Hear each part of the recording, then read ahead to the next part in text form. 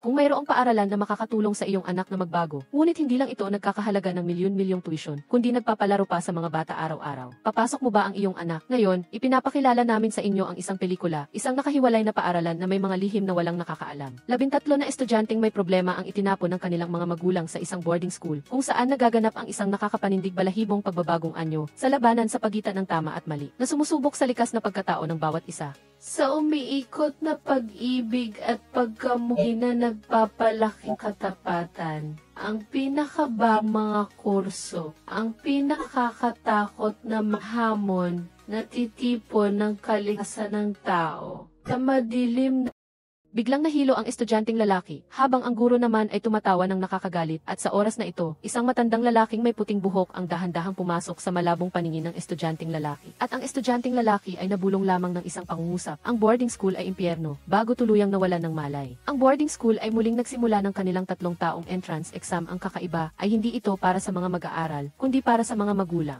Pagkatapos ng written exam, ang mga magulang ay pumasok sa abalang interview room, habang ang mga bata naman ay nasa labas na nagpapahinga at naiinip. Ang lahat ng mga magulang na pumunta rito ay mga kilalang negosyante. Ang 1 milyong taon ng tuition ay binabayaran ng walang pag-aalinlangan at ang mga mag-aaral ay hindi rin basta-basta, naninigarilyo at may kulay ang buhok. Ang bawat isa ay mas cool kaysa sa isa't isa. Kabilang sa kanila ang 2 estudyante na dumating para sa scholarship ng boarding school. Dapat malaman na libu-libong tao ang nag-a-apply para sa scholarship bawat taon, ngunit ang boarding school ay nagbibigay lamang ng 2 pwesto. Ngayong taon, ang gwapong lalaki ay ipinadala ng kanyang ina upang kumita ng tuition sa kolehiyo at ang ulilang babae ay nanalo ng scholarship at hindi nagtagal ay natanggap na ang kanilang admission letter mula sa boarding school. Sa welcome ceremony para sa mga bagong estudyante, ang mga inosenteng mag-aaral ay kumain at uminom ng walang pag-aalinlangan. Masayang inihayag ng Hubie and Fifi. Ang 13 na estudyante na ito ay pumasa sa pagsusulit at magiging ika-negatibo 6 na batch ng estudyante ng boarding school. At sila ay mag-aaral at maninirahan dito sa loob ng 3 taon. Pagkatapos niyang magsalita, biglang namatay ang ilaw at bago pa man maintindihan ng mga estudyante kung ano ang nangyari, silang lahat ay nawalan ng malay, kaya huwag kumain ng kung ano-ano kapag nasa labas. Baka matuklaw kayo, tiningnan ng Hubie Rengo ang mga estudyanteng nakahiga at sinabi niya sa isang nakakapadig-balahibo na boses, maligayang pagdating sa boarding school. Ang kanyang mukha ay parang demonyo na parang gusto niyang hilahin ang lahat pababa sa impyerno nang magising muli ang mga estudyante. Sila ay dinala sa isang malayong lugar na napapalibutan ng gubat. Ito ang mahiwagang boarding school at ang mga estudyante ay nagbulungan sa pagtutol. Anong klase ng paaralan ng demonyo ito na nagpapainom sa mga estudyante ng gamot ng ganoon? Ngunit ang Hubie Rengo ay may kumpiyansang ipinahayag sa kanila na ito ay may pahintulot ng mga magulang. My God, ang mga magulang mismo ang nagtulak sa kanilang mga anak sa apoy. Sa simula pa lang ng pasukan, ipinakita na ng paaralan ang iba't ibang gimmick. Ang unang gimmick ay ang kumpiskahin ang mga cellphone. Ang pangalawa ay ang magkaroon ng regular na routine. Ang pangalo ay ang magluto ng sariling 3 meals tuwing weekend para sa mga anak ng mayayaman.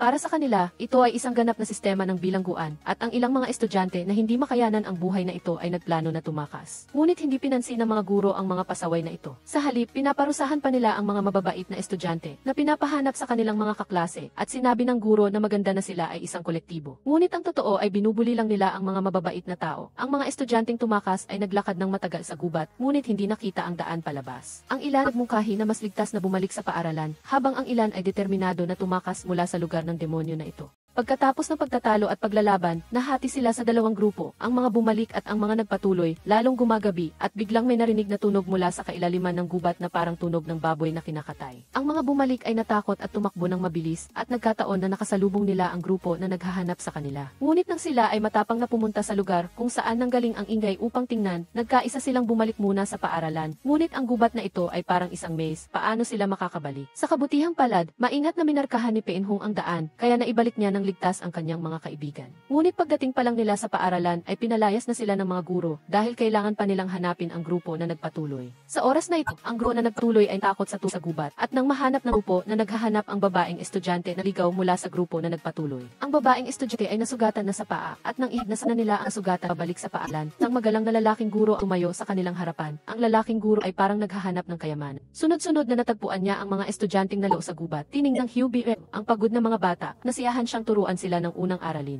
Ang tahanan ay hindi lamang isang tiyak na lugar, kundi isang lugar kung saan kayo ay magkasamang nagtutulungan at hindi iniiwan ang pagkakaibigan. Pagkatapos salita ng Hubie, dumaan si Maki sa pasilyo na puno ng mga poster ng mga dating estudyante.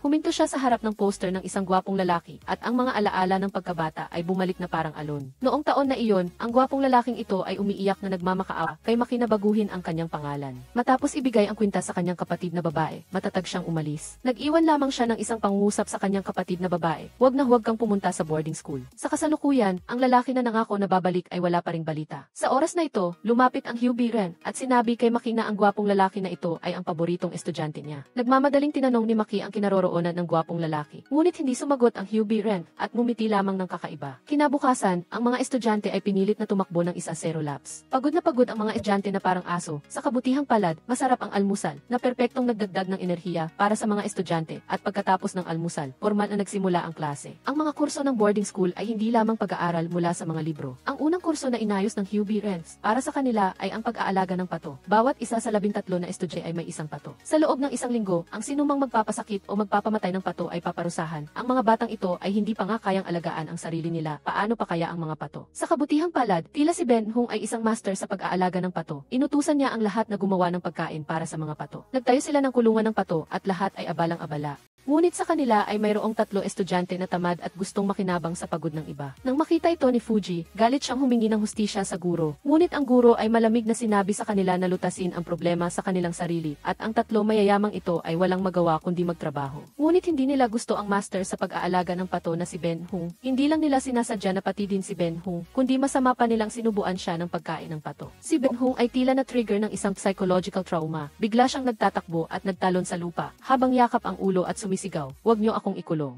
Napansin siya ng buong klase pagkatapos na kumalma si Ben Hung. Isang babaeng estudyante ang galit na sinampal ang lalaking estudyante na nambubuli kay Ben Hung. Ang sampal na ito ay nagdulot ng chain reaction. Ang mga maliliit na grupo ay hindi malinaw na. Sa tanghalian ay tinanong ng Hugh Ren ang mga estudyante, ano ang natutunan ninyo mula sa pag-aalaga ng pato? Ang mga estudyante ay may mukha na parang pato na nakikinig sa kulog na nagpagalit sa Hugh Ren dahil wala silang natutunan, magpatuloy pa rin sa pag-aaral. Upang bigyan ng motibasyon ang mga estudyante na mag-alaga ng pato, nangako ang Hugh Ren na ang sinumang makapag-alaga ng pato ng ligtas hanggang sa itinakdang araw ay makakakuha ng mas masarap na pagkain at mas magandang dormitoryo. At hindi na kailangang mag-morning exercise, ang malaking timpala na ito ay nakakuha ng atensyon ng 2 tamad na estudyante. Umagang bubuli pa kay Ben Hung.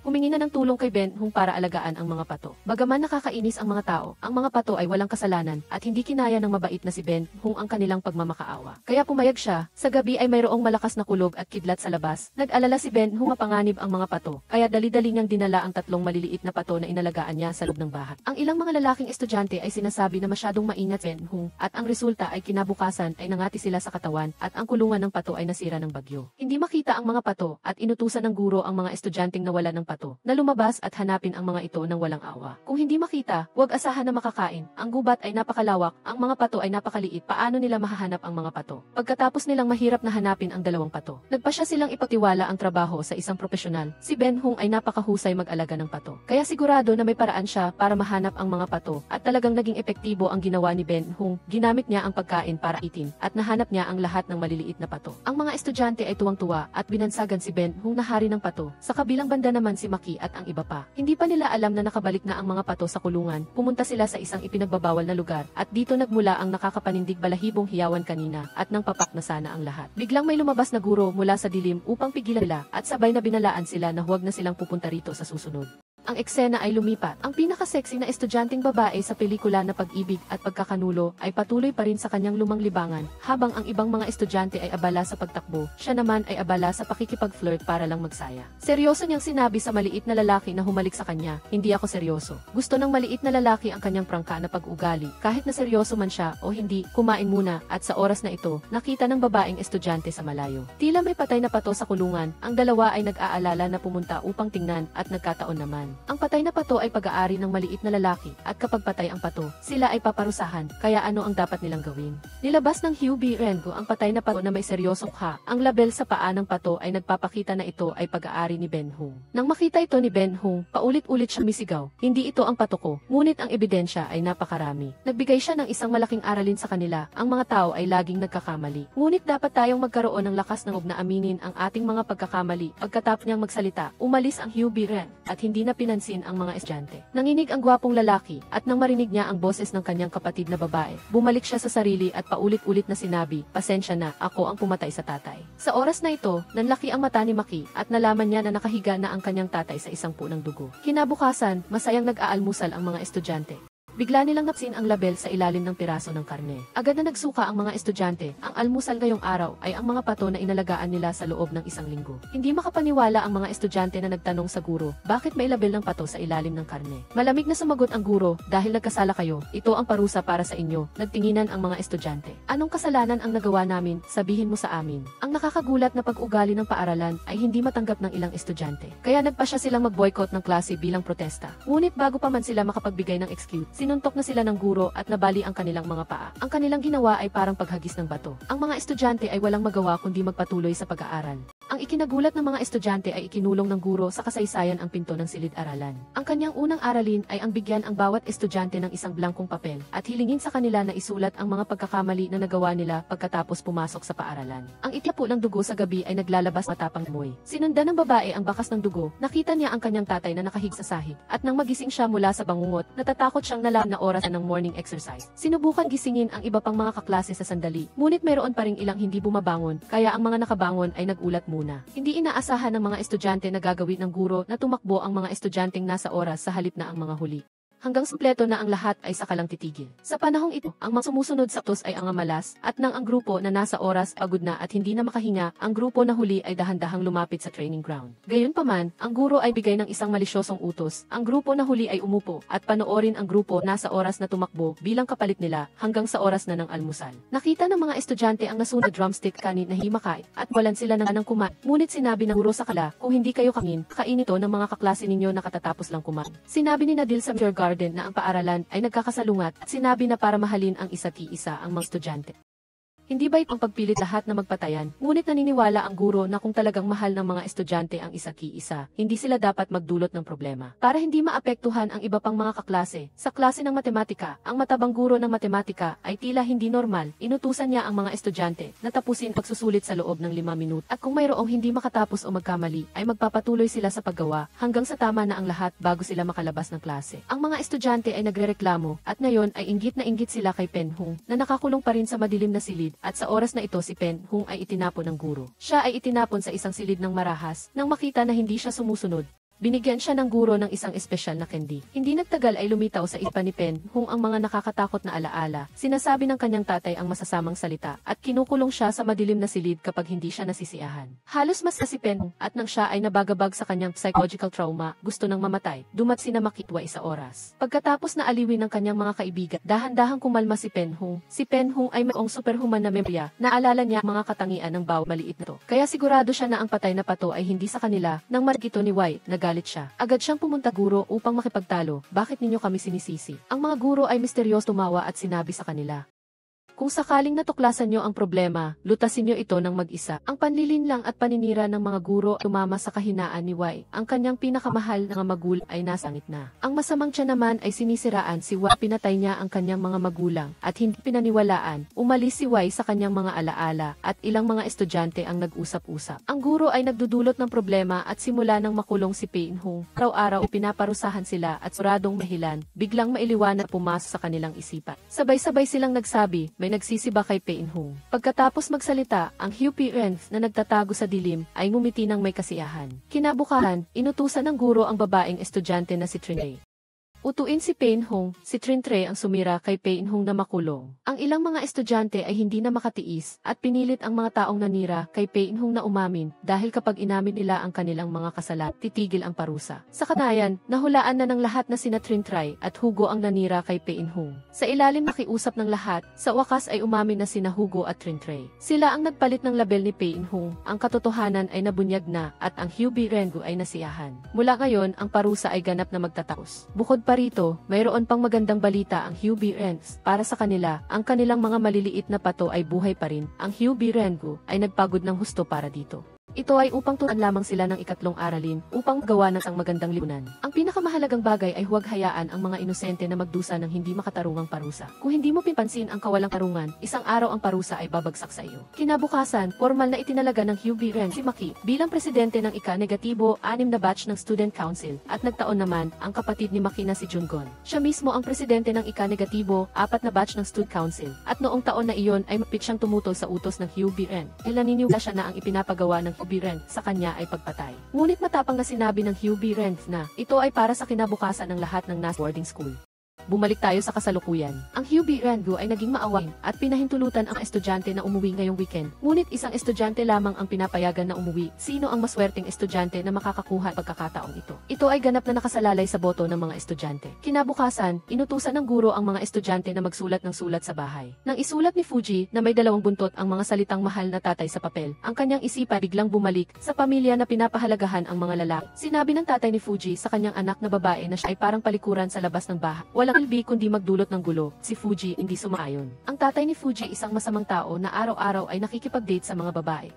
Kaya ano ang karapatan niya na hamakin ako? Nagprotesta si Fuji at nakakuha siya ng isang walang awang sampal. Ngunit sa kabila nito, gusto pa rin niyang umuwi para bumisita. Ngayon ang mga estudyante ay nag-uusap-usap tungkol sa kung paano bumoto. Ang babaeng may pulang ponytail na si Maki ay naniniwala na ang pagkakataon ay dapat ibigay sa taong pinakanangangailangan. Kaya ipinakita ng mga estudyante ang kanilang mga kakayahan upang makakuha ng mga boto. Ang mayaman na lalaki ay nagmamayabang na ang sinumang bumoto sa kanya ay makakakuha ng 100 milyon. Ngunit walang pakialam ang mga estudyante. Lahat sila ay anak ng mayaman. Sino ang gusto ng 100 milyon niya? Pinigilan niya ang kanyang pag-aasta at dinala ang tubig para sa lahat at nangako siya na kung boboto ang lahat sa kanya, magiging katulong niya siya sa loob ng isang semestre. Nagpanggap na nahimatay si Fan. Paulit-ulit niyang sinasabi lahat na hindi siya maayos at umiiyak sa klinik para hanapin ang kanyang ina. Pagkaalis na lahat, agad na umupo si Fan na parang walang nangyari at kanyang labi ay muti nang may pagtatagumpay. Inakala niya na ang empathy vote na ito ay siguradong magtatagumpay. Sa katunayan, ang pagpanggap na habag-habag ay iskaraniwang ni Fan. Noong nasa bahay pa siya, ang kanyang ina ay abala at walang oras para bigyang pansin siya. Kaya kinuha niya ang baso at sinugan ang kanyang pulso. Nabasag ang baso at nakamit ang layunin at si Fan ay naging isang two-faced na babae na puro kinungalingan at iyon ay ginagamit niya ulit ang lumang trick. Habang nagluto ay sadya niyang sugatan ang kanyang daliri na nagdulot ng awa sa 2 lalaking estudyante.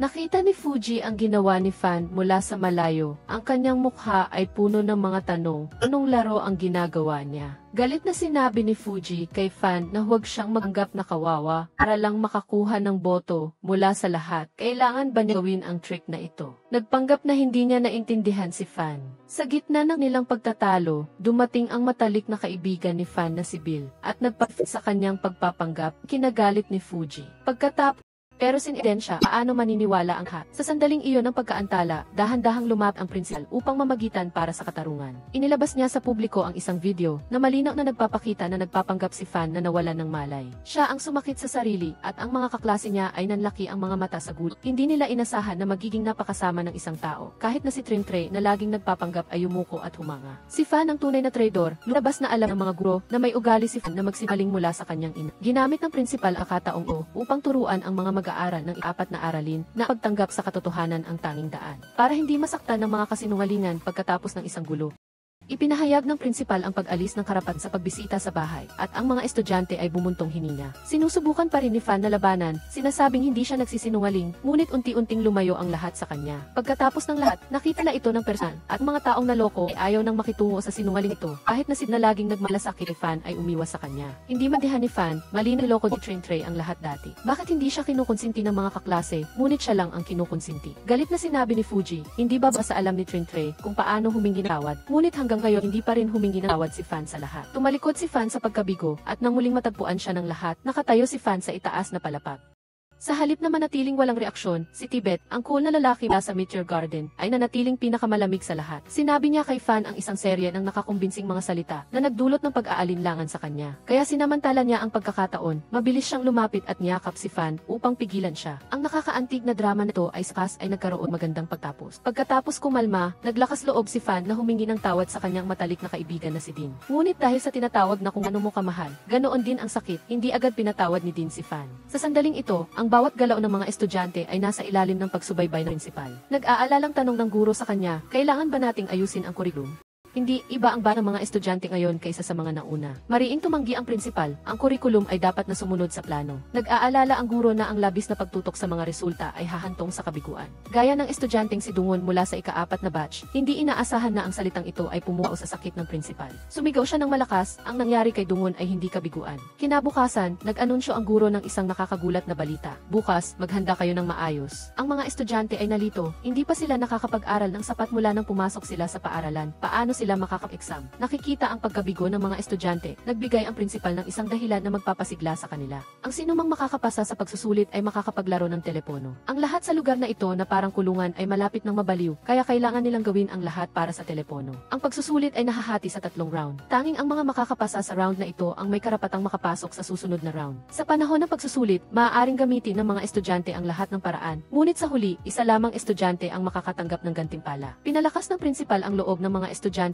na hindi sila kailangang mag-alala dahil mula nang itatag ang paaralan, isa lamang ang nakapasok sa huling round. Iyon ay ang kapatid ni Maki, si Dungon. Sa unang round, maaaring pumili ang mga estudyante ng isa sa 5 subjects na magaling sila. Sa simula, lahat ay may kumpiyansa. Hanggang sa magsimula ang pagsusulit, saka lang nila natuklasan na ang pagsusulit sa boarding school ay isang malambitag. Sa subject na history, kailangang sagutin ang 100 tanong sa loob ng 30 minuto at tanging ang may pinakamataas na marka ang maituturing na nakapasa sa pagsusulit. Sa panahon ng pagsusulit, patuloy na pinipilit ng guro, tanging ang number 1 ang maaalalang lahat. Dahil dito, biglang naalala ni Naidu ang kanyang ama na pinahahalagahan lamang ang kanyang tagumpay. Sa kanyang mga mata, kahit na magbigay hol o mandaya ang kanyang anak, kailangan niyang makuha ang number 1 spot balik sa kasalukuyan nang bumagsak ang huling butil ng buhangin sa hourglass. Natapos ni Naidu ang pagsusulit sa loob ng mga limitasyon sa oras.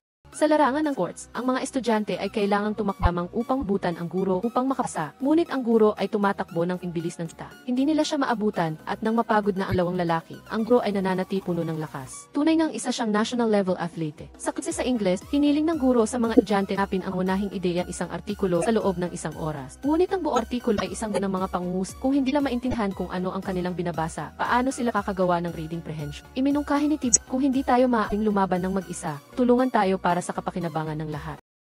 3 mahuhusay na estudyante ang nag-isip ng magkasama at sa huli ay nakita ang sagot sa ring sandali. Sa subject na math, dahil sinasabi ng mga patakaran na maaaring gamitin ang lahat ng paraan upang makapasa, si Hugo ay umupo sa tabi ni Penhung, ang mahusay sa math at opyan walang kahiyan. Sa huli, ang grupo ng math ay nakapasa sa unang round sa subject na agriculture.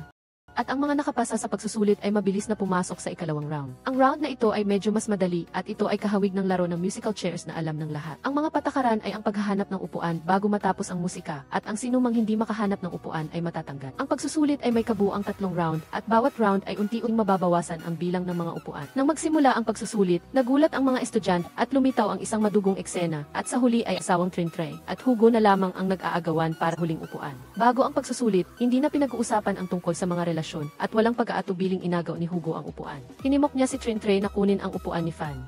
Dahil dati ay niloko na ni Fan ang lahat, hindi siya karapat-dapat na magkaroon ng upuan at sumang-ayon si Trintray. Matapos niyang agawin ang upuan ni Fan, hindi na ito kinaya ng iba, kaya agad silang nakipagtalo ng matindi kay Trintray. Narinig ni Tibet ang nakakabinging pagtatalo at nahadachi siya. Galit niyang sinira ang upuan dahil napakaraming gulo, kung ganoon, walang sinuman ang pasa sa pagsusulit na ito. Nang sinira niya ang upuan, lalong sumiklab ang galit ng lahat at ang mga estudyante ay nag-away-away na parang mga baliw, ganap na nakalimutan na mayroong pagsusulit. Nakita ito ng Student Council President na si Maki. Nagpanukala siya na magsimulang muli, ito ang pinakapatas na paraan para sa lahat. Sumang-ayon ang lahat, kaya muling naganap ang isang labanan para sa mga upuan. Sa pamamagitan ng pagkakataon, muling ang mapanlinlang na pares na sina Trintray at Hugo ang nag-aagawan para sa huling upuan at bilang resulta, silang dalawa ay na-eliminate. Bago ang ikalawang round ng musical chairs, muling ipinaalala ng guro sa lahat makinig ng buti sa mga pakaran, isip, mag-analisa at linawin ang nung bago simula ang pagsusulit. Ngunit si Fan ay hindi gumawa ng anumang galaw upang makipaglaan para sa isang upuan. Lumabas na pakiramdam niya ay niloko niya ang lahat, kaya hindi siya karapat-dapat na makapasa sa pagsusulit. Sa round na ito, siya ay kusang bumitiw.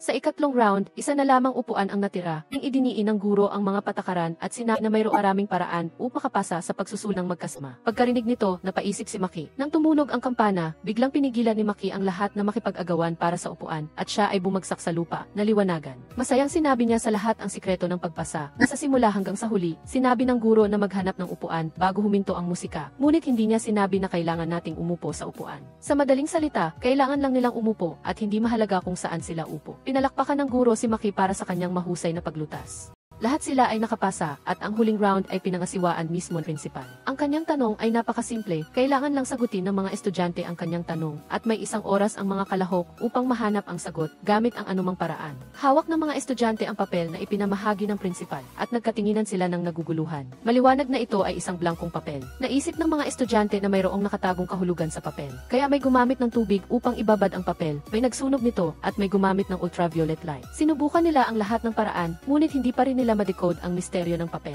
Nang oras na para magsumite ng mga sagot, sinubukan ni Ben Hung na maglagay ng blankong papel bilang sagot. Ang resulta ay masayang tinanggap niya ang malaking gantimpala ng pagiging eliminated. Ang mga natitirang estudyante ay hindi pa sumasagot. Nagpasya ang prinsipal na bigyan pa sila ng 1 oras upang mahanap ang sagot. Ang ilang mga estudyante na hindi alam kung ano ang gagawin ay nagtipon upang mag-usap. Maliban sa pagsasabi na gusto ang gamitin ang telepono para tumawag sa pulis at itad ang masamang sistema ng edukasyon ng boarding school, gusto ni na dinakontakin ang kanyang at tanungin siya kung bakit dinala siya sa lugar na ito na parang impyerno. Pagdating kay Tibet, ang kanyang dahilan ay medyo nakakaanti. Ang ina ni Tibet ay isang musikero noong siya ay bata pa. Pagkatapos mamatay ang kanyang ama, lalo pang humina ang kalusugan ng kanyang ina at ang kanyang sakit ay pumigil sa kanya na gumawa ng musika. Ang pangarap ng kanyang ina ay maging isang doktor si Tibet. Isang araw, nangako ang prinsipal ng boarding school sa kanyang ina na basta't pumasok si Tibet sa paaralan, ang boarding school ay magbabayad ng buong matrikula ni Tibet hanggang sa siya ay makapagtapos ng kolehiyo. At siniguro na suportahan siya sa pagtupad ng kanyang pangarap. Sa kasalukuyan, nagsisikap si Tibet na makapasa sa pagsusulit para lang makipag-ugnayan sa kanyang ina. Ang kanyang ina ang lahat sa kanya. Para naman kay Maki, ang kanyang layunin ay medyo simple dahil gusto niya lang malaman kung ano ang ibibigay ng prinsipal sa kanila. Pagkatapos mag-usap, nagsimulang pag-aralan muli ng lahat ang tanong. Ayon sa paraan ng pagtatanong mula pa noong una, tiyak na nais ng prinsipal na turuan sila ng isang aralin.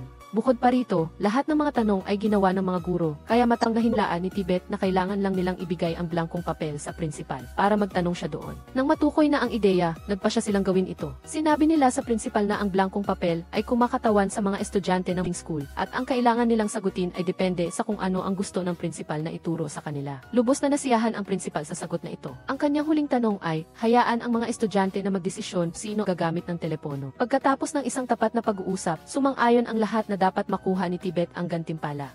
Ngunit si Tibet ay isang makatarungang tao. Kung hindi mo tatanggapin, hindi ko rin tatanggapin. Ito ang unang pagkakataon sa kasaysayan ng boarding school na may pinakamalaking bilang ng mga estudyante na nakapasa sa pagsusulit. Bagamat walang nakatanggap ng gantimpala, nakakuha sila ng mahalagang pagkakaibigan. Ang babaeng guro ay nag-aalalang pinayuhan ang prinsipal na pag-isipan ang paggamit ng pamamaraang iyon upang gamutin si Dungon dahil maaaring malagay sa panganib ang kanyang buhay. Ngunit hindi pinayagan ng prinsipal ang anumang pagtutol. Mariin niyang iniutos, makinig ka sa akin, ako ang mananagot kung may mangyari. Pagkatapos, lihim na nakipagkita ang babaeng guro sa lalaking guro sa gabi. Sumunod si Maki sa likod at lang may pumalo sa balikat niya mula sa kuran. Nang makita ni Maki na si Tibet pala iyon, nabunutan siya ng tinik. Sinabi niya kay Tibet na pumunta siya sa boarding school upang hanapin ang kanyang kapatid na Dungon, kaya kailangan niyang alamin kung ano pinaplano ng grupo ng mga guro. Lumipat ang kamera sa isa dilim na silong kung saan nakatali si Dungon sa sulok at puno ng sakit ang kanyang mukha. Naalala niya si Dungon, iyon ay si Maki. Pagkarinig sa pangalan ni Maki, agad na nagpakita ng pag-aalala ang mukha ni Dungon. Kusang loob niyang hinigpitan ang kanyang pagkakahawak sa upuan at ang kanyang mga mata ay nagbabantay sa prinsipal. Hindi pinansin ng prinsipal ang nakakapanakot na ni Dungon. Sinabi niya kay Dungon, oras na, Dungon. Pagkatapos magsalita, ginamit niya ang itim na bag upang takpan ang ulo ni Dungon. Nang muling magbuka si Dungon ng kanyang mga mata, nakita niya ang kanyang sarili sa isang maliit na treatment room. Ang mga guro at ang prinsipal ay nakatayo sa isang linya. Sinabi nila kay Dungon na gagamutin siya. Sinubukan ni Dungon na lumaban. Sumigaw siya ng buong lakas, hindi ako may sakit, anong klaseng gamutan? Ngunit kahit gaano pa siya lumaban, walang intensyon ang mga guro na pakawalan siya. Lumipat ang kamera kay Maki na nagsasabi kay Tibet na pumunta siya sa boarding school upang hanapin ang kanyang nawawalang kapatid na si Dungon.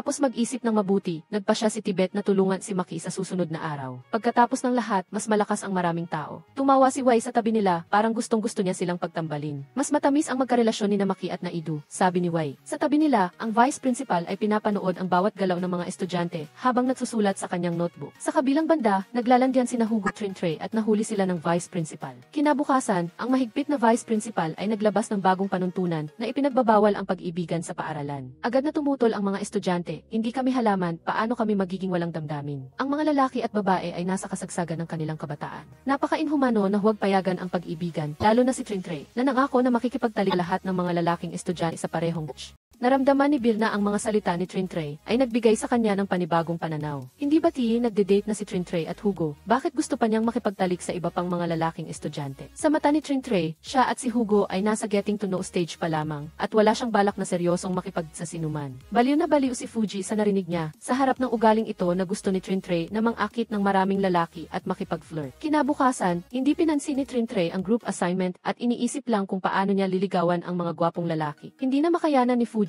kaya galit niyang sinigawan si Trintre na puno ng basura ang kanyang utak. Ganyan siya kadesperado dahil hindi siya mahal ng kanyang mga magulang. Nang marinig ito, nagalit si Trintre. Nang walang pag-aatubili, sinabunutan niya si Fuji. Ang eksena ay naging magulo. Sa katotohanan, tama ang sinabi ni Fuji dahil isang araw, dinala siya ng kanyang ama upang hulihin ang kanyang ina sa akto ng pangaliwa. Nang makita ni Trintre ang kanyang ina na nakasuot ng pajama sa isang silid kasama isang batang lalaki, gumuho ang kanyang pananaw sa mundo. Galit na sinampal ng ama ni Trintre ang kanyang ina at pinagalitan siya dahil sa pagiging hindi tapat. Agad na pinrotektahan ni Trintre ang kanyang ina. Ngunit hindi pinahalagahan ng ina ni Trintre si Trintre. Marahas na itinulak niya si Trintre at nagpatuloy na tumalon sa bisig ng batang lalaki. Sa sandaling iyon, naging madilim ang mundo ni Trintre, walang nagmamahal sa kanya. Tanging walang katapusang pagtanggi at pang-iinsulto. Napagtanto ni Hugo na si Trintre ay nagpapanggap lamang na malakas. Siya ay tumawa at pinagaan ang loob ni Trintre. Narito ako upang sumandig ka sa aking balikat. Hindi inaasahan na magiging tapat si Hugo kay Trintre. Ang eksena ay lumipat sa isang eksena kung saan lihim na gusto ni Bill si Naidu. Hindi inaasahan na si Naidu ay prangkang magsabi na gusto niya ang isang tao. Nakatulad ni Wai, nakakaawa si Bill ang isang panig na pag-ibig na hindi pa nagsisimula ay natapos na. Sa gabi, nagkita sina Hugo at Trintre upang manood ng mga bituin. Ang panonood lamang ng mga bituin ay napaka-boring, kaya sila ay nagkaroon ng intimate moment sa labas. Ang hangin sa gabi ay nagdala ng lamig sa mainit na gabi. Pagkatapos ng kanilang intimate encounter, simula silang mag-usap tungkol sa kanilang mga buhay. Pagkatapos dalhin si Trintre upang hulihin ang kanyang ina, diniborsyo ng ama ni Trintre ang ina ni Trintre. Alam ng ina ni Trintre na ang ama ni Trintre ay isang masamang tao, ngunit inaalala pa rin niya ang kanyang sariling maliit na buhay at itinapon si Trintre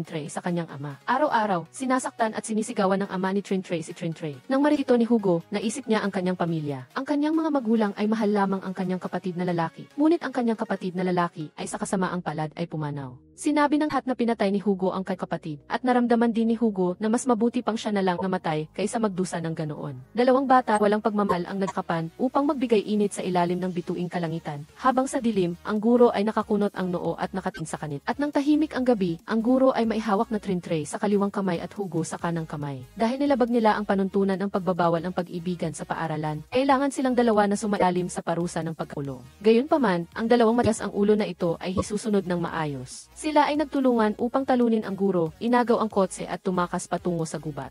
Ang pakiramdam ng kalayaan ay labis na nagpasigla sa kanila. Ngunit unti-unti nilang napagtanto na parang paikot-ikot lang sila sa gubat na parang isang maze. Hindi nagtagal, naubos ang gas ng kotse. Mahirap man silang makatakas, nagpasya silang maglakad upang tumakas mula sa impyernong lugar na ito. Sa kabutihang palad, nakakita sila ng isang police car sa daan. Nangako ang pulis na dadalhin sila sa lungsod. Gayunpaman, unti-unti nilang napansin na ang pulis na ito ay medyo kakaiba. Sa sandaling ito, napagtanto nila ang isang bagay. Nakulong sila sa loob ng sasakyan at ang police car ay dumiretso sa boarding school. Nag-ingay ang dalawa at sa huli ay kailangan pa rin silang bumalik at ikulong sa madilim na silid. Ang eksena ay lumipat sa prinsipal na nagdadala ng paboritong pagkain ni Dungon sa kanya sa silid. Ngunit gusto lang ni Dungon na umalis sa lugar na ito. Biglang naging nakakatakot ang mukha ng prinsipal. Maliban na lang kung babalik si Dungon sa dati niyang sarili, huwag kang mag-abalang umalis. Pagkarinig nito, determinado si Dungon na sumagot sa prinsipal. Kung ganoon, patayin ako. Ano man ang mangyari, hindi na ako babalik sa dati kong sarili. Sila ay nagtalo at ang hangin ay napuno ng tensyon. Isang ko pagkatapos, sina Trintre at Hugo ay mukhang haga. Sa kanilang mukha ay may malaking dark circles. Nang makita nila ang prinsipal, agad silang humingi ng tawad. Ngunit nagdama ng prinsipal na hindi talaga sila nagsisisi, kaya kailangan nilang sumali sa isang espesyal na kurso. Kinabukasan, ang guro ay nagdala ng isang bagong laro pa sa mga estudyante. Ang laro ay tinatawag na chameleon, at ang guro ay magbibigay sa bawat estudyante ng isang kalan ng hayop. Ang misyon ng mga estudyante ay hanapin kung sino ang chameleon sa loob ng 3 araw, at ang misyon ng chameleon ay huwag matuklasan ng iba. Nang umagang iyon, nagsimula ang chameleon, at ang utos niya ay kailangang gawin ng estudyanteng may pangalang aso ang doble ng kanyang takdang aralin. Pagdating ng tanghalian, inutsan muli ng chameleon si Squirrel na mag-ayuno. Si Fuji, na nakakuha ng pangalang Squirrel, ay labis na nagalit. Hiniling niya sa chameleon na lumantad. Sa sandaling ito, natanggap ni Maki na may pangalang aso ang utos na tukuyin ang kambal na si A bilang chameleon. Dahil lang tuksuhin si Maki ng umaga, siya ang pinakamasayang tumawa at ang gulat na ekspresyon ni AC nang bigyan siya ng pangalan ay napakakahina-hinala. Galit na itinuro ni AC si Maki bilang chameleon. Tinanong ng guro ang kambal na nagtatalo kung sigurado sila sa kanilang sagot at iginiit ng dalawa na ang isa ay ang chameleon. Ang resulta ay mali ang kanilang sagot. Masaya nilang tinanggap ang 3 araw na biyahe sa madilim na silid. Napakabilis na nagbigay ang chameleon ng ikatlong utos. Iyon ay ang hiling kay Y na may pangako at kay Maki na may pangalang pusa. Nagawin ang paglilinis ng paaralan. Isinulat ni Maki ang mga ng mga estudyante sa blackboard. Sa kasalukuyan, mayroon pa ring 4 na tao na hindi alam ang ilang pangalan. Ang chameleon ba ay isa sa 4 na ito? Kinaumagahan, si Penhong na may pangalang kuneho ay inutusan ng chameleon na tumakbo ng 2 oras. Sina Tibet at Naidu, dahil sa pagtulong kina Maki at Y, ay kailangan ding sumailalim sa parusa. Si Fan, na may pangalang Beaver, ay ang pinakakaawa-awa. Siya lang ang nag-iisang babaeng estudyante na pinatakbo ng ikot-ikot. Ngunit pare silang maring tumanggi na sila chameleon. Hindi na napigilan ni Fuji ang kanyang galit at sa tingin niya, si Din ang chameleon. Ginawa ni Jin na sunugin ang pabrika ng kanyang ama, kaya ano pa ang hindi niya kayang gawin. Si Jin ay nagpapakita ng kalungkutan at patuloy na sumisigaw na mayroon siyang dahilan para sunugin ang pabrika. Noong panahong iyon, ang mga manggagawa sa pabrika ay pagod at kakaroon ng iba't ibang sakit. Ngunit ang ama ni Jin ay walang balak na bigyan sila ng pahinga. Sa halip, pinilit pa niya silang mag-overtime at magtrabaho ng tuloy-tuloy. Hindi kinaya ni Jin ang pagsasamantala sa paggawa ng mga sasamang kapitalista. Ngunit ang kanyang pagtatanggol sa katarungan ay kapalit lang ng malakas na sampal mula sa kanyang ama. Kaya saglit ni Jin, sunog niya ang pabrika, at sa pagkakataong ito, tuluyan ng makakapagpahinga ang mga manggagawa. Kinabukasan, maliban kina Bill at Jin, wala nang pagkain ang iba, kaya lalo pang makas ang hinala sa kanilang dalawa. Upang patunayan ang kanilang kawalang sala, nag-ayun sina Bill at Jin. Sa totoo lang, naiintindihan ni Bill ang ginawa ni Jin na pagsunog sa pabrika, dahil mayroon din siyang ama na pinuno ng nayon. Pinilit niya ang lahat ng pamilya sa nayon na mag-imbestiga sa sarili, at bagaman alam ni Bill sa loob niya na masama ang kanyang ama, ayaw pa rin niyang tanggapin ang malupit na katotohanan na ito. Sina Bill at Jin ay magkasama sa parehong sitwasyon at nagdamayan sila, dahil ang pag-amin na masama ang iyong kamag-anak ay talagang mahirap. Sa gabi, nagsimulang seryosong mag-analisa ang grupo ng 4 na matatalinong estudyante. Sino ba talaga ang hunyango? Lahang mga pahiwatig ay sadyang tumuturo kina Bill at Jin. Ngunit ang mga guro ay hindi magbigay ng ganoong kasimpleng tanong, mag-is kayo ng mabuti. Biglang may naisip sila, paano kung sa simula pa lang ay wala ng hunyango? Ang taong patuloy na nag-uutos sa kanila at alam ang lahat ng palaya ay ang mga guro. Kinabukasan, magkasamang pumunta ang estudyante sa guro upang ipahayag ang kanilang sagot. Ang hunyango ay ang guro. Muling kalahanan sila ng guro, isang pagkakataon lang ang sagot. Sigurado ba sila sa kanilang sagot?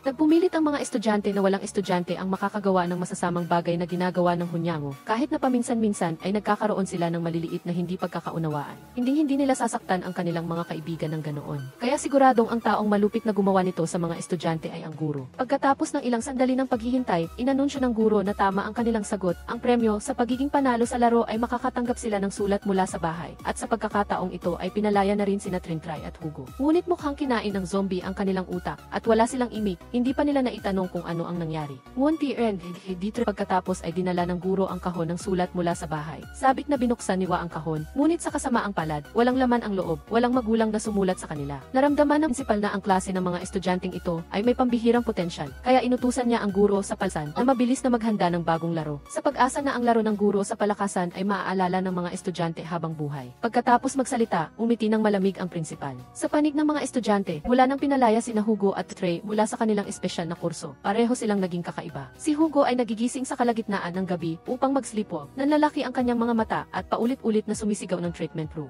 dahil dito ay hindi alam ng mga estudyante kung ano ang gagawin. Samantala, si Trin-Tray naman ay parang robot, mekanikal at matigas na nagsusuklay ng buhok. Habang nagsuklay ay bumubulong siya. Kailangang magbago, hindi alam kung anong kakaibang kurso ang inayos ng prinsipal para kanilang dalawa. Pagdating ng klase sa ISI, hinati ng guro sa ISI ang mga estudyante sa dalawang grupo. Bawat grupo ay magpapala ng isang kinatawan upang magtufwar. Ang koponan unang bumitaw sa lubi ay matatalo. Ang matatalong kopon magugutom, gusto ng guro sa ISI ang chismis, kaya ayos niya na maglaban ang magkambal. Ang magkapit na ito hindi masundo, kaya sinamantala nila ang pagkakataong ito upang mag-away. Sa simula, masig sinusuportahan sila ng mga estudyante, ngunit pagkatapos ay natuklasan ng lahat.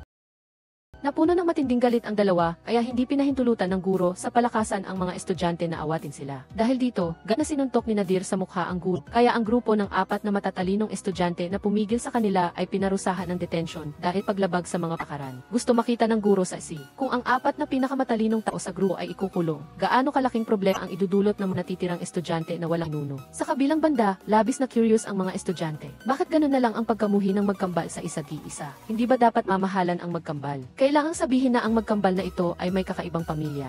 Mahal ng ama ang isang anak na lalaki, ngunit hindi ang isa. Ang ina ay kabaligtaran ng ama, bastagi hindi magkasundo ang pamilya, nagkakasakitan na. Dahil dito, nagkaaway ang magkapatid na parang mortal na kaaway, dahil ang grupo ni Trin-Tray ay natalo sa unang laro ng Tug of War, kaya walang makakain ang buong grupo, buti na lang. Lihim na nagtago si Ben Hung ng mga isang araw-araw, kaya nagkaroon ng lakas ang mga bata upang ipagpatuloy ang susunod na kompetisyon. Sa susunod na laro, nagkataon na nabunot ni Hugo si Trin-Tray. Hindi kalaro ni Hugo si Trin-Tray, hinila ni Hugo ang buong katawan at lubid ni Trin-Tray patungo sa kanyang sarili. Ngunit hindi niya hinila ang lubid ni Trin-Tray. Sa halip ay binitawan niya ang lubid at sinabi ng may katsisihan, "Baby, hayaan na kitang manalo," isang cheesy na linya na nagpatayo ng balahibo ng lahat. Ang pangalawang round ay Fuji laban kay Jin. Sa simula ay minamaliit pa ni Jin ang babaeng estudyante. Ngunit hindi niya inaasahan na si pa ni Fuji ang kanyang ari, kaya napahiga sa lupa si Jin dahil sa sakit. Ang pangatlong round ay si Feng laban kay Bill. Matagal nang kinikimkim ni Bill ang panloloko sa kanya ni Feng, kaya sinamtala niya ang pagkakataong ito. Muling taos-pusong humingi ng tawad si Feng, at nagkabati na ang dalawang lik na magkaibigan. Ang eksena ng pagkakaibigan ng dalawang babae ay nakaantig sa lahat ng naroroon. Sabay-sabay nilang binitawan para magtara, at nagpatuloy ang huling grupo sa ganitong paraan, kahit na kailangan nilang maguto. Hindi na nila sasaktan ang kanilang mga kasama, masayang nagyakapan ang mga estudyante, lahat ng samaan ng loob. Sa wakas ay nagkaroon na rin ng malaking pagkakasundo sa siglong ito. Sa panig ni Jungon, pati na gumagamit ang prinsipal ng taktika magiging patas kay Jungon, ngayon ay dinala niya ang vid niya at ng kanyang kapatid na bae. Tinitigan ni Jungon ang screen, ang dalawang mukha na nakangiti ng parang bulaklak, bumuhos ang kanyang luha. Gabi, pinayuhan ng Vice Principal si Jungon na magtiwala sa boarding school gaya ng dati. Ngunit nanatili pa si Jungon sa kanyang desisyon, hindi na siya magtitiwala sa paaralan to. Sa pagkarinig nito, sinabi ng Vice Principal ng may pag-aalala, kung mananatili ka pa rin sa iyong tigas na ulo, maaaring mapanganib iyong kapatid na babae. Matapos umalis ang Vice Principal, lihim na pinagmamasdan ni Jungon ang monitoring screen, nakabaluktot siya sa kama. Gamit ang kanyang bihira memorya, lihim niyang kinakabisa ang ruta. Handa nang tumakas ang oras, painisip na naman ang Vice Principal na bagong laro. Dinala niya ang grupo ng 4 na matatalinong estudyante sa lalim ng puno ng pagsisisi upang magsisi sa gitna ng matinding sikat ng araw nang walang pagkain at tubig. Ang grupo ng 4 na matatalinong estudyante ay nakaluhod sa ilalim ng puno, nagkatinginan, at nakaluhod mula umaga hanggang gabi, gutom at nanghihina. Samantala, ang Vice Principal ay kumakain sa binila ng tahimik. Sinabi niya na kapag inamin ng mga estudyante ang kanilang pagkakamali ay maaari na silang kumain ng pagkain sa mesa. Ngunit ang grupo ng 4 na tao ay mas pinili ang magutom kaysa sumuko sa masamang puwersa. Biglang may narinig na nakakakilabot na sigaw mula sa kagubatan. Mabilis na pinuntahan ng Vice Principal upang tingnan ang sitwasyon. Sinamantala rin ang grupo ng 4 na matatalinong estudyante ang pagkakataong ito upang simpleng pumunta sa kagubatan. Sa madilim na kagubatan, natuklasan nila na nakatali ang guro sa mat sa puno. Magulo ang kanyang buhok, natatakot ang kanyang mukha, at patuloy siyang bumubulong. Si Jungon ay nasa boarding school. Nagulat si Maki nang marinig ito, narito talaga ang kanyang kapatid na lalaki. Ngunit nang tanungin ni Maki ang guro kung nasaan si Jungon, masama ang loob na sinabi ng guro na hindi niya matandaan. Bigla niyang itinulak ang mga estudyante at sinabihan silang tumakbo ng mabilis. Bago pa man sila makapagtanong ng maayos, dumating na ang ibang mga guro. Kinabukasan ay naalala niya ang sigaw na narinig niya sa kagubatan nang una silang tukas. Sigurado si Maki na boses iyon ng kanyang kapatid na si Jungon. Nasaan nga ba nakakulong si Jungon? Sa sandaling ito, lumapit ang guro sa mat, ngunit walang nangyaring masama ang kakaibang kakaiba ay. Ngayon ay hindi na maalala ng guro sa math kung sino si Jungon, sa tingin niya ay baka epekto ito ng gamot na ginamit niya. Ngunit nang tanungin ng mga estudyante kung ang sakit niya at bakit siya umiinom gamot ay wala siyang sinabi, naramdaman ni Maki na ang mga simas ng guro sa math ay halos kapareho ni Trintrey. At kay Hugo, tila nabura ang alaala nilang tatlo, kaya ang susi ay ang misteryosong treatment room na binanggit ni Hugo. Ngunit wala silang ideya kung saan ang treatment room. Sa sandaling ito, dumating si Penhung upang tawagin silang magtipon. Kaya pala, gusto ng mga estudyante na magtulungan upang makatas, naisip ni Maki ang isang plano dahil dumating sila rito sa pamamagitan ng isang maliit na bus. Kung gayon ay linlangin ang mga bro, nakawin ang susi ng sakyan, kung paano sila mating, doon din sila aalis, masiglang tinatalakay ng lahat posibilidad ng plano. Bigla ay nakainang mataman si Trintrey sa unahan, kahit anong tawag ng kanyang mga kaibigan, hindi siya tumugon. Pagkatapos ay sumigaw siya at nahimatay, ngunit nabi ng guro na stress lang si Trintrey, walang abnormal, hindi ba ito pagsisinungaling? Nang dumating ang gabi, isinagawa ng mga estudyante ang kanilang plano na putlin ang kuryente ng paaralan, isa-isa sang gumawa ng sunog, upang ikalat ang mga guro sa iba't ibang lugar. Susunod ang magkambal, pumunta sa opisina ng prinsipal upang nakawin ang susi, naramdaman ng mga estudyante na may kakaiba. Ang plano ay tila napakadang nangyayari, tama nga, matagal nang alam ng prinsipal kanilang laro. Ngunit ang paglitaw ng prinsipal ay hindi makakapigil sa determinasyon ng mga estudyante. Sila ay labis na nasasabik, ngayon kung hindi sila pauwiin, sisirain nila ang lugar na ito. Nang marinig ito, tumawa ang prinsipal ng panunuya, sinabi niya may pangutya, talaga bang iniisip ninyo na may naghihintay sa inyo sa bahay? Hindi inaasahan mga estudyante na ganitong mangyayari, pumayag talaga ang prinsipal pauwiin sila. Ano ba talaga ang ng prinsipal? Walang ganang hulaan ng mga estudyante ang iniisip ng prinsipal. Sinunod nila ang mga tagubilin at isa-isang kinain ang mga biskwit na nilagyan ng pampatulog. Tanging si Maki lang ang nagpasyang manatili rito. Hindi siya umalis kasama ang lahat. Nagbago ang eksena. Muling binisita ng prinsipal si Jungon. Sa pagkakataong ito ay nag-ehersisyo si Jungon. Kahit na maliit ang lugar na ito, hindi niya maaaring pabayaan ang pag-iensayo sa kanyang isip at katawan nang marinig ni Jungon na umuwi na ang mga estudyante sa ika-negatibo 6 na baitang. Nagulat siyang nagtanong sa prinsipal, hindi ba ito masyadong malupit sa kanila? Tiyak na masasaktan sila ng husto. Gayunpaman, ang mga batang ibon na puno ng pagnanais na makauwi ay hindi alam kung anong malupit na katotohanan ang naghihintay sa kanila. Umuwi ang magkambal at natuklasan na yakap ng kanilang ama ang isang magandang dalaga. Ang kanilang ina ay pumirma na sa kasunduan sa diborsyo at lumipad sa ibang bansa kasama ang kanyang bagong kasintahan upang manirahan doon. Malinaw na sinabi ng ina na ayaw niyang alagaan ang magkambal at itinapon ang dalawang anak sa kanilang ama sa panig ni Penhung. Hinikayat siya ng kanyang ina na bumalik sa boarding school bago bumalik ang kanyang ama. Ang isang pamilyang marunong lang saktan ang isa't isa ay hindi karapat-dapat na waging pamilya. Pagka-uwi pa lang ni Fuji, sinalubong siya ng niyang ama na mahilig lang paglaro sa mga babae na may matinding galit. Sa panig naman ni Wai, ibinenta ng samang tiyahin ang bahay ng namatay na gulang ni Wai, kaya galit si Wai at sinuntok siya ng malakas. Para naman kay Feng, ang nanay ni Feng ay hindi naniniwala na paparusahan ng paaralan ang mga estudyante gayang sinabi ng kanyang anak at nagpumilit siya na tama siya. Akala niya ay kasinungalingan lang ang lahat ng ito ni Feng palang mag-abent. Sa naman ni Hugo at Trintrey ay mas matino sila, hindi masa na makakatanggap ng it mula sa kanilang pamilya.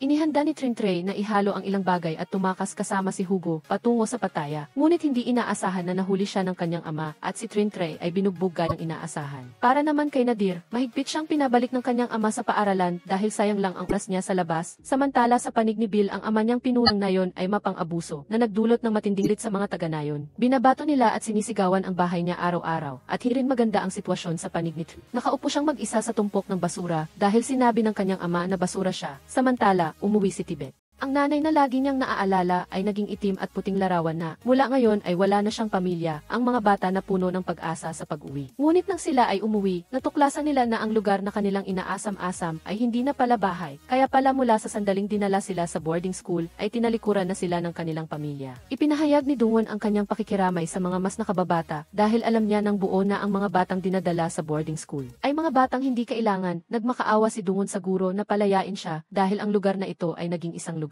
Pwede mong basta na lang itapon ang isang bata sa halaga lang ng ilang milyon, ngunit sinabi ng guro kay Dungwon na huli na ang lahat dahil natagpuan na ng prinsipal ang susunod na perpektong tao. Upang isagawa ang misyon ng boarding school, nagulat si Dungwon, hindi niya balak na puntiryahin ang kanyang nakababatang kapatid na si Maki, hindi ba? Sumagot ang guro sa psychology na hindi si Maki, kaya sino ang kanyang magiging target? Lumapit ang prinsipal kay Tibet na nalulunod sa kakutan sa pagkawala ng kanyang ina. Inaliw niya si Tibet, ako rin ay kamag-anak mo dahil ang iyong ama, siguro put, ay ang aking matalik na kaibigan. Laking Laking gulat ni Tibet nang marinig ito. Hindi niya inaasahan na ang kanyang ama ay isang guro sa boarding school ng mahulaan ni Doom. Na si Tibet ang bagong taong hinahanap ng prinsipal. Pakiramdam niya ay hindi niya maintindihan kung bakit kailangan ng prinsipal na hanapin ang anak ni Guro Put upang ipatuloy ang proyektong iyon. Si Guro Put mismo ay nagpakamatay dito dahil sa proyektong iyon. Sa pagkarinig nito ay nagpakita ang bro ng mukha na handang magsakripisyo. Pagkatapos nito, sinabi niya na bawat guro sa boarding school ay handang ialay ang ilang buhay para sa aralan, hindi kaya ang paaralang ito ay isang kulto. Sundan niyo siya hanggang sa dulo, sabi ng prinsipal. Hindi gusto ng Day na magpaalam Tibet sa mamagitan ng kamatayan. Umaasya na si Tibet ay lalaking masaya tulad ng bang mga bata, tulad ng gusto ng ama ni Tibet. Nang sabihin ito, dali-daling tinanong ni Tibet ang prinsipal kung bakit nagpakamatay ang kanyang Naalala ng prinsipal ang araw na namatay si Guro Put. Nagsismisan ang guro na tugi si Guro Put na inumin ang gamot na inihanda ng paaralan para sa kanya. Samantala si Dungon ay hindi naniniwala na magpapakamat si Guro Put. Bumalik sa salukuyan. Sadyang hinikayat ng prinsip si Tibet at sinabing, meron pang isang hindi natapos na proyekto si Guro Put. Kung gusto mong malaman kung ano iyon, kailangan mong bumalik sa boarding school.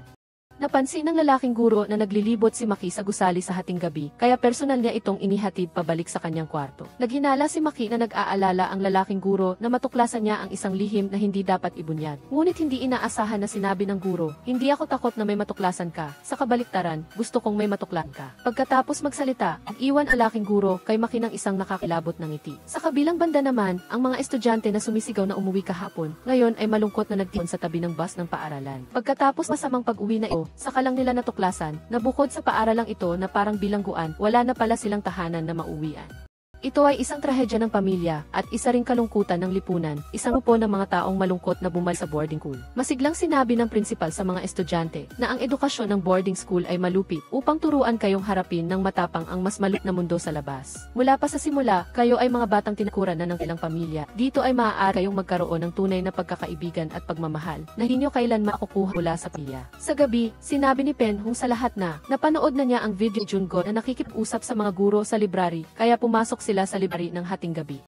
Sa loob ng ilang sandali, natagpuan ni Pen Hung ang memory card ng fairy tale book, ngunit hindi nila inaasahan na natakot at sumigaw si Maki nang makita niya ang aklat, kaya sa aklat na ito, mabilis na pinanood ng lahat ang video sa memory card. Sa video ay naglalaro si Jungo ng chess, kasama ang guro, at sinabi niya na ayaw na niyang maalala ang mga bangungot na iyon. Sa katunayan, ang kanyang bangungot ay hindi tungkol sa sarili niya, kundi tungkol sa kanyang nakababatang kapatid na si Maki. Sa tuwing malungkot ang kanyang kapatid na babae, binabasahan siya ni Jungo ng kwento ng oso upang aliwin siya. Nakikinig ang lahat sa mahalagang bahagi, nang biglang may ingay sa labas, kaya kailangan nilang umatras muna. Nang gabing iyon, nanaginip si Maki ng isang masang panaginip, mayroong may hawak aklat ng oso na nais siyang saktan, ngunit hindi niya maalala kung ano ang nangyari sa kanya. Kinabukasan, naghanda ang paaralan ng isang marangyang salu-salo upang salubungin ang pagbabalik ng mga estudyante. Inanunsyo ng guro sa kanila na sa susunod ay maaari na nilang piliin kung kaninong sila papasok. Ang mga guro ay bati ibang estilo, bawat sa ay may sariling kwento. Mayroong dating doktor na may masayang pamilya at isang kaibig-ig na anak na lalaki, ngunit biglang isang araw, isang 15 tanggulang na binatilyo ang lihim na nagmaneho ng sasakyan ng kanyang ama at nabangga ang anak ng guro. Pagkatapos ay nagsimula sang suhulan ang pulis at sulan ang ospital kung saan tatrabo ang guro. Mula sa simula hanggang sa huli, hindi humingi ng paumanhin ang binatilyo sa guro. Ang pamilyang iyon ay parang nagpapalaki ng isang banta sa lipunan. Mayroong guro na dating pambansang atleta, ngunit dahil sa panunuhol ng ipinakita sa mga estudyante ang isang maliit na bahagi ng komplikadong lipunan na labis antig Maki. Nagpasya siyang hingi ng sa guro, gusto niyang labanan anyang bangungot hanggang sa huli at pagkatapos kasabay malinaw na tibok puso. Bumalik si Maki sa kanyang nakalimutang nakaraan, kasama ang bandag na boses ng guro sa psychology. Nakita niya ang paborito niyang aklat ng oso. Nakita rin niya ang masayang sandali nang naglalaro sila ng kanyang kapatid na si Jungon at nakita rin niya ang kakilakilabot na bangungot na iyon dahil nagkamali siya sa isang maliit na bagay. Kinuha ng kanyang ama-amahan ang aklat at malakas na hinampas ang kanyang kamay, ang pakiramdam ng sakit na iyon. Mula sa alaala hanggang sa kasalukuyan, ginamit ni Jungon ang kanyang katawan upang protektahan ang kanyang kapatid na babae. Ang kanilang ampon na ama ay naging mas malupit sa kanila, biglang inagaw ng punong guro ang libro mula sa kamay ng ampon na ama. Sa sandaling ito, biglang nagising si Maki. Ang takot sa kanyang panaginip ay nagdulot pa rin sa kanya ng pagkatakot, at ang kanyang mukha ay puno na ng luha. Sa wakas, naalaala niya na dinala siya ng punong guro sa silid ng paggamot upang burahin ang kanyang mga alaala. Agad na tinanong ni Maki ang punong guro, alam niya na kapatid siya ni Jungon, bakit nagkunwari siyang hindi siya kilala. Sinabi ng punong guro na para makipagtulungan sa kanya. Nais malaman ni Maki kung binaril at pinatay ni Jungon ang kanilang ampon na ama dahil sa kanya noong taon na iyon, ngunit sinabi ng punong guro na maghintay siya ng may tiwala. Sa tamang oras, ang lahat ng sagot ay magiging malinaw. Kinabukasan, ipinahayag ng pangalawang punong guro sa mga mag-aaral na sa hinaharap ang mga klase ay hahatiin batay sa listahan na pinili ng mga guro. Ito ay upang maghanda para sa therapy. Nagtinginan ang mga mag-aaral. Anong therapy na naman ang gagawin ng paaralan? Alam ang klase ng guro sa kasaysayan. Hiniling niya kay Hugo at sa isa sa kambal na dalhin ang kanilang pinakamahalagang bagay. Dinala ni Hugo ang huling regalo na binili sa kanya ng kanyang kapatid bago ito pumanaw. Habang ang kambal naman ay dinala ang kanilang pinakamamahal na larawan ng pamilya. Hiniling ng guro na itapon nila ang mga mahahalagang bagay na iyon sa basurahan. Pagkatapos ay sinindihan ito upang maging abo. Sinabi ng guro na ang pagkalunod sa nakaraan ay magpapahina lamang sa kanila tanging sa pamamagitan ng pagsira sa mga kahinaang ito. Hindi na sila masasaktan pa at magiging tunay na malalakas na lalaki sa klase ng pangalawang punong guro. Inanyayahan niya ang ilang babaeng estudyante na mag-usap tungkol sa kawalang katarungan na ginagawa ng lipunan sa mga kababaihan. Ang mga babaeng estudyante na nagsusuot ng kaunting damit ay sinasabing labas, habang ang mga nagsusuot ng maraming damit ay sinasabing mayabang. Sa tuwing may nangyayaring problema, unang sinisisi ng lahat ang mga kababaihan. Ang mga biktima ay sinisenyasan at pinag-uusapan ng malakas. Naniniwala ang pangalawang punong guro na, kumpara sa kawalang katarungan na ginagawa ng lipunan sa mga kababaihan,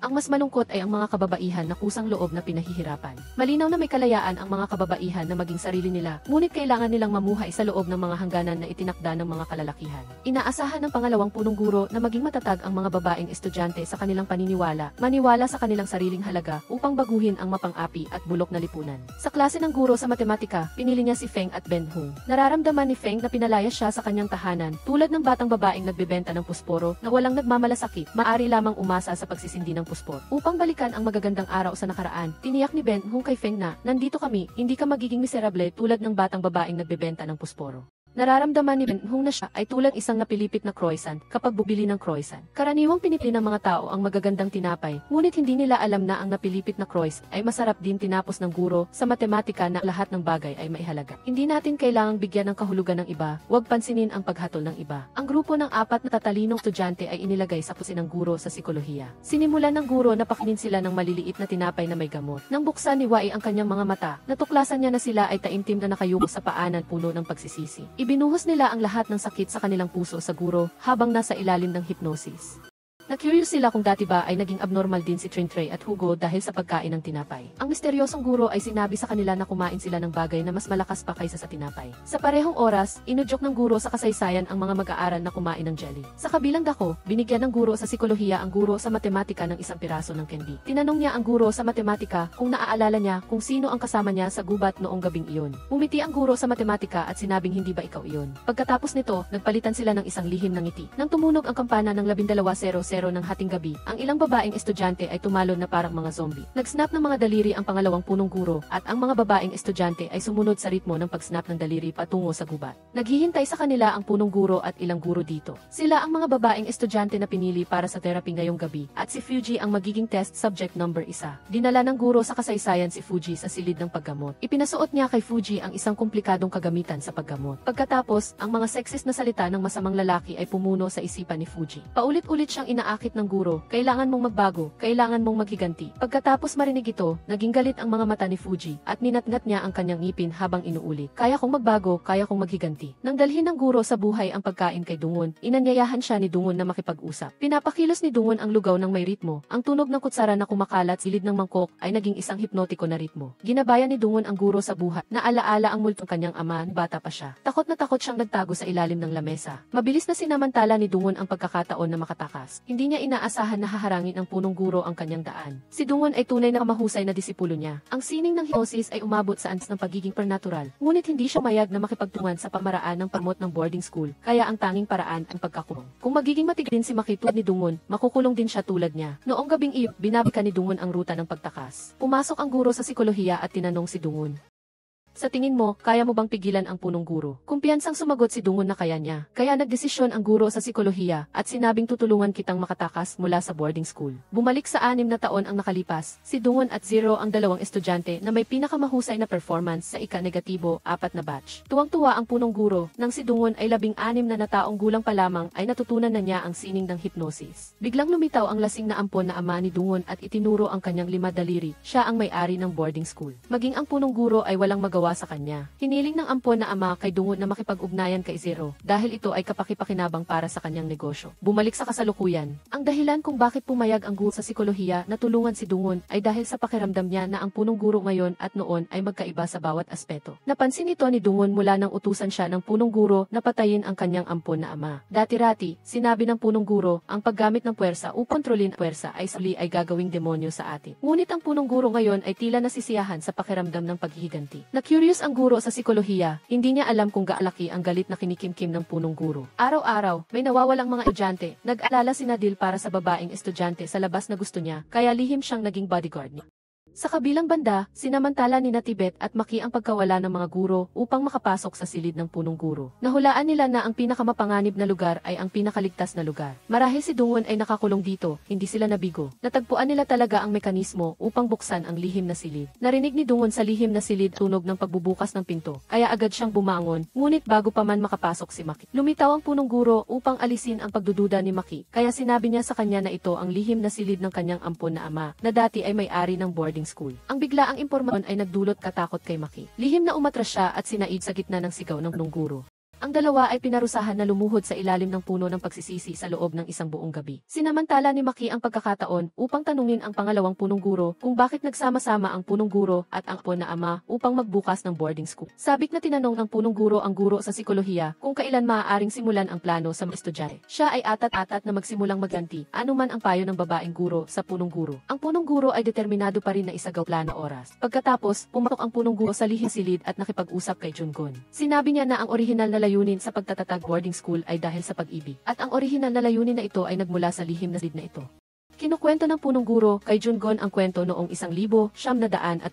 Noon, ang boarding school ay isang ordinaryong bahay ampunan lang. Noong panahong iyon, itinuturing lamang ng ampon na ama ni Jungon ang punong guro na parang isang katulo. At noon, tuwing sinasaktan siya ng ama ng direktor ng bahay ampunan, tatago ang ampon na ama sa lihim na silid upang makaiwas. Bagaman mukhang kaawa-awa ang ampon na ama na madalas na sinasaktan, sa esensya, siya rin ay isang masamang tao na hindi naiiba sa kanyang ama. Lagi siyang nagpaparusa sa mga bata sa bahay ampunan ng walang awa para lamang sa maliliit na bagay. Ang nakakatakot na itsura na iyon ay isang ganap na bully. Ngunit isang araw, isang maganda at masiglang babae ang lumitaw sa bahay ampunan. Lihim na umibig ang batang punong guro sa babaeng iyon. Ngunit nakakatuwa ang buhay. Ang babaeng iyon ay ang nobya ng ampon na ama. Lihim na nagreklamo ang punong guro na hindi pas ang langit. Ang lahat ng gagandang bagay ay pag-aari ng mayaman, habang ang nobya ay biktima rin ng hindi patas na lipunan. Hindi niya gusto ang ampon na ama. Siya ay isang piyesa lamang sa isang komersyal na kasal. Noong araw na iyon, umiiyak siya ng malungkot at ginamit ng punong guro ang self-taught hypnosis upang aliwin siya. Nangarap siya na sana ay magandang mangyari kung ang hypnosis ay makakapagpaibig sa kanya sa ampon na ama. Ngunit okay lang dahil ang pangarap niya ay magkaroon ng mga anak. Saktong-sakto at buntis na siya ngayon, kahit hindi niya gusto ang ampon na ama, maaari pa rin siyang mamuhay ng masaya kasama ang bata. Gayunpaman, pagkatapos ng maikling panahon, tuluyang naglaho ang mga ilusyon ng babae. Noong gabing iyon, nagkaroon ng matinding away ang ampon na ama at ang kanyang nobya. Galit na itinulak ng ampon na ama ang nobya pababa ng hagdan. Ang dugo ay tumulo mula sa binti ng babae at ang kanyang anak ay naging isang nakakatakot na pula na pudling. Mula noon, ang babae ay madalas na nakaupo ng tulala sa bahay ampunan. Umaasa siya na ang lugar na ito ay maging isang paaralan tulad ng isang pamilya na magbibigay ng isang tahanan para sa lahat ng mga batang inabandona ng kanilang mga pamilya. Para makatanggap ang lahat ng tao. Pagmamahal at magandang edukasyon, pagkatapos ng maikling panahon, natay ang malungkot na babae. Labis na nasaktan ang punong guro at sumumpa na maghihiganti para sa babae. Pagsapit ng 1,161, sa wakas ay minana ng ampon na ama ang bahampunan, ngunit na kanyang hindi makita ang hay ampunan, kaya gusto niya itong enta. Sinamantala ng punong guro ang pagkakataon at iminungkahi na baguhin ang lugar na ito sa isang boarding school na magtuturo sa mga masasamang anak na yayaman. Tiniyak niya nakikita sila ng maraming pera. Ang ampon na ama ay gusto lamang kumita ng pera, kaya hindi niya alam ang tunay na layunin ng punong guro. Nang itatag ang boarding school, iyon ay upang maghiganti sa mundo. Kung saan ang mayayaman ay maaaring gawin ang lahat ng gusto nila, habang ang mahihirap ay inaapi. Bumalik sa kasalukuyan, patapos rinig ang kulat ng tatatag boarding school, na curious si Dungon kung bakit nampun siya at ang kanyang kapatid na babaeng ampon na ama. Malamig na sinabi ng punong guro na ginawa niya ito pang bumuo ng ang imahe. Hindi maintindihan ni Dungon, ito ba ang dahilan kung bakit inutusan siya ng punong guro na patayin ang ampon na ama. Dati, malinaw na ang punong guro ang pinakakontra sa bullying. Nang marinig ito, nanginginig na sinabi ng punong guro, binago ko ang aking isip. Iyon ay matapos kong malaman na malapit na akong mamatay. Bumalik sa 2017, alam niyang hindi na siya magtatagal, kaya nagpa siya ang punong guro na patayin muna ang ampon na ama. Bigla siyang naglabas ng baril at inutusan ang ampon na ama na gumawa ng testamento kaagad at ilipat ang pagmamay-ari ng boarding school sa punong guro. Gayunpaman, iginiit ng punong guro na nagpakamatay ang ampon na ama. Ngunit pinabulaanan siya ni Dungon. Malinaw na ginamit ng punong guro ang hypnosis sa ampon na ama, bagaman hindi mabuting tao ang ampon na ama. Ngunit ang punong guro na gumagamit ng mga mapanlinlang na paraan ay hindi rin isang mabuting tao. Si Maki at Tibet ay pinarusahan na lumuhod. Nang magising sila muli, natagpuan nila ang kanilang sarili sa infirmary. Dumating ang guro sa psikolohiya upang ipahayag na sila ay nasa yugto ng paghahanda para sa plano ngayon. Kung gustong malaman ng mga estudyante kung ano ang plano ngayon, hanapin ang sagot sa aklat ng kwentong bata na may teddy bear. Nakasaad doon ang proseso ng eksperimento ng ama ni Tibet at lumalabas na ang memory card ay siyang pinabaan ng paaralan upang matuklasan nila. Ang lahat ng pagkilos ng mga estudyante na sa tingin nila ay talino ay talang bahagi ng plano na maingat na kinalkula ng boarding school. Ang video sa memory card ay nagpapakita na dinala ng ama ni Tibet si Dungon sa silid ng paggamot. Sinabi niya kay Dungon na ang plano ngayon ay ang pagpapaikli ng plano sa pagbawi basta inumin ni Dungon ang gamot. Gawa ng ama ni Tibet at ng punong guro, madaling maabot ng mga guro ang subconscious ni Dungon upang matulungan siyang gumaling o makalimutan ang masasamang alaala. Pagkatapos panoorin ang video, naniniwala ang mga estudyante na ang plano ngayon ng punong guro ay hindi lamang para pagalingin ang psikolohikal na trauma. Biglang naisip ni Tibet na ang pagpapaikli ng salitang paghihiganti ay isa sandaling sinabi niya ito. Pinalakpakan ng guro sa kasaysayan at lumabas, ang mga estudyante ay nahulaan ang kuhanan, nagdulot sa kanya ng matinding kagalakan. Kinabukasan, biglang nawala ang lahat ng mga guro sa paaralan, ngunit naramdaman ni Maki na mayroon siyang kakaibang pakiramdam. Mayroong isang taong lihim mamasid sa kanila at ang kanyang dama ay napakatumpak. Dahil sa sandaling ito, ang guro sa kasaysayan ay masayang nagmamasid sa bawat galaw nila. Ang screen ng kamera ay patuloy na naglilipat ng eksena. Ang guro sa psikolohiya ay palihim na pumunta sa lihim na silid upang ipaalam kay Dungon na ngayong gabi ay pupunta sa silid ng paggamot upang iligtas siya. Si Dungon ay nag-aalala, paano kung hadli sila ng guro kasaysayan? Nang marinig ito, matapos sinabi ng guro sa psikolohiya, kung gayon ay tingnan natin kung sino sa aming dalawa may mas lakas na hypnosis. Binigyan niya si Dungon ng isang hipnotikong panulat at pinayuhan, kung mayroong anumang hindi inaasahang mangyari, gamitin ito ni Dungon upang makatakas. Sa kabilang dako, ang kambal ay sinamantala ang gabi kung kailan walang tao at lumabas upang maghanap ng kain. Nagkataon na natagpuan nila ang jelly na ginagamit sa hypnosis. Ang dalawang magkapatid ay mataw, tumakap sila sa isang king kahon ng jelly at masarap na kinain ito. Nang matuksan sila ni Inhung, nakahansay na sila lawa sa lupa. Agad na hingi ng tulong ang mga estudyante sa guro sa psikolohiya. Sa gitna ng kaguluhan, nahulog ang kutsilyo na itinago ng guro sa psikolohiya sa kanyang sarili. Lihim na pinulot ito ni Maki. Sa kabilang banda ng dalhin si Dungon para sa paggamot, napansin niya na tila hindi normal ang punong guro. Tila kontrolado siya ng iba, kaya dinala muna ng guro sa edukasyong pisikal at guro sa home economics si Dungon sa silid ng paggamot. Nakita ni Dungon na ang dalawang nagbabantay sa kanya ay masimpleng tao lamang na marunong lamang gumamit ng kas, kaya agad niyang lihim na pinindot ang panulat. Gamit ang hypnosis sa dalawang guro. Inutusan niya ang dalawang guro na sundin ang ritmo ng kanyang pagpindot tulad ng isang orasan na tumitiktak. Para sa isang atleta tulad ng guro sa edukasyong pisikal, mas maraming oras ang lumipas, mas natatakot siya. Nang pinindot ni Dungon ang huling tunog, ang guro sa edukasyong pisikal ay bumagsak sa lupa na parang sinapian ng masamang espiritu, at ang natitirang guro ay madaling nalutas ni Dungon. Matapos alisin ang dalawang guro, tumakbo si Dungon sa kagubatan sa pamamagitan ng rutang kabisado na niya gabi at araw. Sa sandaling ito, sa panig ng guro sa kasaysayan, ginagamit niya ang hypnosis sa punong guro at patuloy na inuulit na ang buling ay tama. Lumalabas na siya ang utak sa likod ng lahat. Sa mismong sandali na ito, biglang tumakas si Dungon at pumasok. Tuwang-tuwa ang guro sa kasaysayan nang makita si Dungon. Tumawa ng mapahuyam at sinabi kay Dungon, "Hinihintay kita, Dungon." Matagal gustong makita ng guro sa kasaysayan ang ekspresyon ni Dungon matapos niyang mala ang katotohanan. Ngayon na nakita niyang galit si Dungon, tuwang-tuwa siya. Lumalabas na simula ng magkasakit ang pungguro. Ginagamit niya ang hypnosis sa punong guro. Naniniwala siya na ang digmaan ay dapat kaayusan at sakrisyo. Tulad ng boarding school na ito, na binayaran ng buhay ng ampon na ama ni Dungon. Sabik na nagtanong ang guro sa kasaysayan kay Dungon, "Gusto mo bang marinig ang buong katotohanan?" Matagal na niyang itinatago ito sa kanyang puso, at sabik na siyang sabihin ito.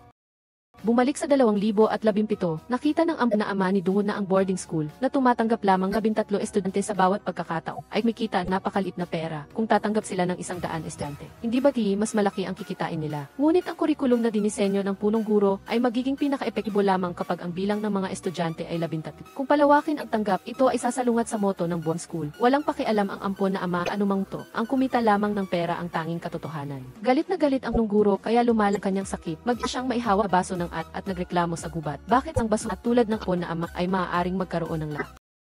Habang siya naman, bago pa man magtagumpay ang kanyang karera ay kinailangan na niyang mamatay. Napakawalang katarungan ng mundong ito, humingi siya ng tulong sa ama ni Tibet at sa guro sa kasaysayan upang gamitin ang hypnosis sa kanya. Upang mapanatili niya ang kanyang magandang kalusugan at magpatuloy sa pagpapatakbo ng boarding school, sinamantala ng guro sa kasaysayan ang pagkakataong ito. Ginamit niya ang hypnosis upang tanggapin ng punong guro ang ideya na gamitin ang buling upang sukpuin ang buling at nagbigay siya ng isang nakakabaliw na plano sa punong guro. Nahayaang ang mga estudyante mismo ang pumatay sa kanilang mga magulang. Nakakalungkot na hindi pa rin sumama si Dungon sa mga masasamang tao. Si Dungon ang pinakamalaking hamon sa karera sa hypnosis ng guro sa kasaysayan. Pagkatapos marinig ito, matatag na ipinahayag ni Dungon, "Hindi ko hahayaang ma-hypnotize mo ako." Ang guro sa kasaysayan ay ngumiti ng kakaib. Bagaman hindi niya ma-hypnotize si Dungon sa iyon, aari niyang galawin ang kapatid na babae ni Dungon. Narinig ni Dungon na nasa panganib ang kanyang kapatid na babae, kaya agad siyang naglabas ng panulat at gustong saksakin ito sa lalamunan ng guro. Ngunit hindi natakot ang guro sa kasaysayan, inaasahan niyang gagawin ito ni Dungon sa kanya. Dahil sa ganoong paraan, magiging demonyo si Dungon na gusto niyang likhain. Ginamit ni Dungon ang lahat ng kanyang katwiran upang labanan ang demonyo sa kanyang puso. Sa huli, hindi niya pinatay ang guro sa kasaysayan, ngunit sinuntok niya ng malakas ang baliw na ito. Samantala, sa kabilang banda, ang matakaw na kambal ay nalason at nawala ng malay dahil sa pagkain ng jelly. Pumayag ang pangalawang punong guro na dalhin ng guro sa matematika ang mga bata sa ospital kaagad. Nang ibalik ni Maki ang kutsilyo na nakuha niya sa guro sa psikolohiya, habang ibinabalik niya ang ilang babaeng estudyante sa kanilang silid, curious siya kung para saan ang kutsilyo. Nang marinig ito, tiningnan ng guro ang grupo ng mga estudyante ng may pagmamahal at sinabing, "Malalaman ninyo ang lahat bukas, protektahan ko kayo." Matapos makalma ang mga estudyante, agad na umalis ang guro sa psikolohiya upang iligtas si Dungon. Ngunit sa gitna ng daan, nakatanggap siya ng balita na nakatakas na si Dungon. Sa kabilang dako, nagpasya ang mga estudyante na hanap si Dungon sa anumang paraan ngayong gabi. Nagkataon na pagkalabas pa lang nila ng pinto, agad nilang nakasalubong si Dungon na tumatakbo palabas ng silid ng punong guro. Nagkita ang magkapatid at lumapit sa isa na may luhang lumalabo sa mata upang magyakapan. Ngunit bago pa man sila makapag-usap, lumabas ang guro sa kasaysayan upang manggulo. Baliw na baliw siya, gustong makipaglaro ng toss coin sa grupo ng mga estudyante. Kung lalabas ang side E, babarilin niya ang isang estudyante. Kung lalabas ang side E, bibigyan niya ang mga estudyante ng 0 segundo upang tumakas. Anong guro ang makikipaglaro sa mga estudyante at gagamit pa ng baril? Buti na lang at lumabas ang side E. Ngunit ang guro sa edukasyong pisikal at ang guro sa home economics ay tumakbo upang harangan ang daan ng mga estudyante. Ang guro sa psikolohiya ay dahil sa mga estudyante. Nangahas siyang kontrolin ang guro sa home economics. Ngunit hindi niya inaasahan na siya mismo ang magiging hostage. Bigla siyang sumugod upang ibigay ang kanyang buhay. Sa puntong ito, ang mga estudyante ay kailangang sumuko upang protektahan ang guro sa psikolohiya. Kinabukasan, paano napipiliin nila? Nagdesisyon ang mga estudyante na subukan ang kanilang swerte. Pumili si Jungon ng isang vial para iligtas ang guro sa psikolohiya. Ang iba ay pumili ng isang vial para iligtas si Penhung. Dahil sa kakulangan sa oras, kailangan nilang kumilos ng napakabilis, sabay na tumakbo ang magkabilang panig upang iligtas ang mga tao. Sa puntong ito, parehong nanlulumo sina Penhung at ang guro sa psikolohiya. Ang tagumpay o kabiguan ay nasa isang kisap mata lamang. Dadalhin ba nila pabalik ang totoong antidote kapag ang gamot ay itinurok sa dalawang tao? Unti-unti nang huminto ang paghinga ni Penhung at agad na binigyan siya ng sisi ng mga estudyante. Sa huli, nagbalik ang mga tanda ng buhay ni Penhung at tila nabunutan ng tinik ang mga estudyante. Mabuti na lang at nabawi nila ang kanilang kaibigan mula sa kamay ng kamatayan. Ngunit sa kabilang panig, hindi nagawang gumising ng guro sa psikolohiya. Hindi siya kasing swerte ni Penhung. Hindi mapigilan ni Dungon na sisihin ang sarili at umalinggaw sa buong silid ng paggamot ang kanyang masakit na pag-iyak. Sa gitna ng nanginginig na kandila, ang principal ay nakulong sa kanyang sariling subconscious at hindi magawang gumising at biglang lumitaw ang adoptive father ni Dungon. Muling lumitaw sa subconscious ng principal. Tinawag niya ang principal upang gumising kung hindi ay may mangyayaring masama na nagpapabaliw pa sa principal. Nanatiling madilim ang paligid, sa tahimik na espasyo, biglang gumalaw ang mga daliri ng principal. Samantala, sa panig ni Dungon, habang siya ay nagluluksa, dumating ang guro sa kasaysayan upang mang-asa. Inabot niya kay Dungon ang isang baril at tinukso siya na, "Kapag pinatay mo ako, makagaganti ka para sa guro sa psikolohiya at matatapos ang lahat." Patuloy na nanginginig ang kamay ni Dungon na may hawak na bat. Sa huli ay umasa pa rin siya sa kanyang matatag na kalooban upang talunin ang pag-udyok sa kanyang puso. Ano man ang mangyari, hindi niya hahayaang magtagumpay ang guro sa kasaysayan. Determinado si Dungon na protektahan ang mga estudyante sa boarding school upang maiwasan silang maging mga demonyo tulad ng guro sa kasaysayan. Hindi inaasahan na sinabi ng guro sa kasaysayan, "Huli na, gumawa na ako ng isang demonyo."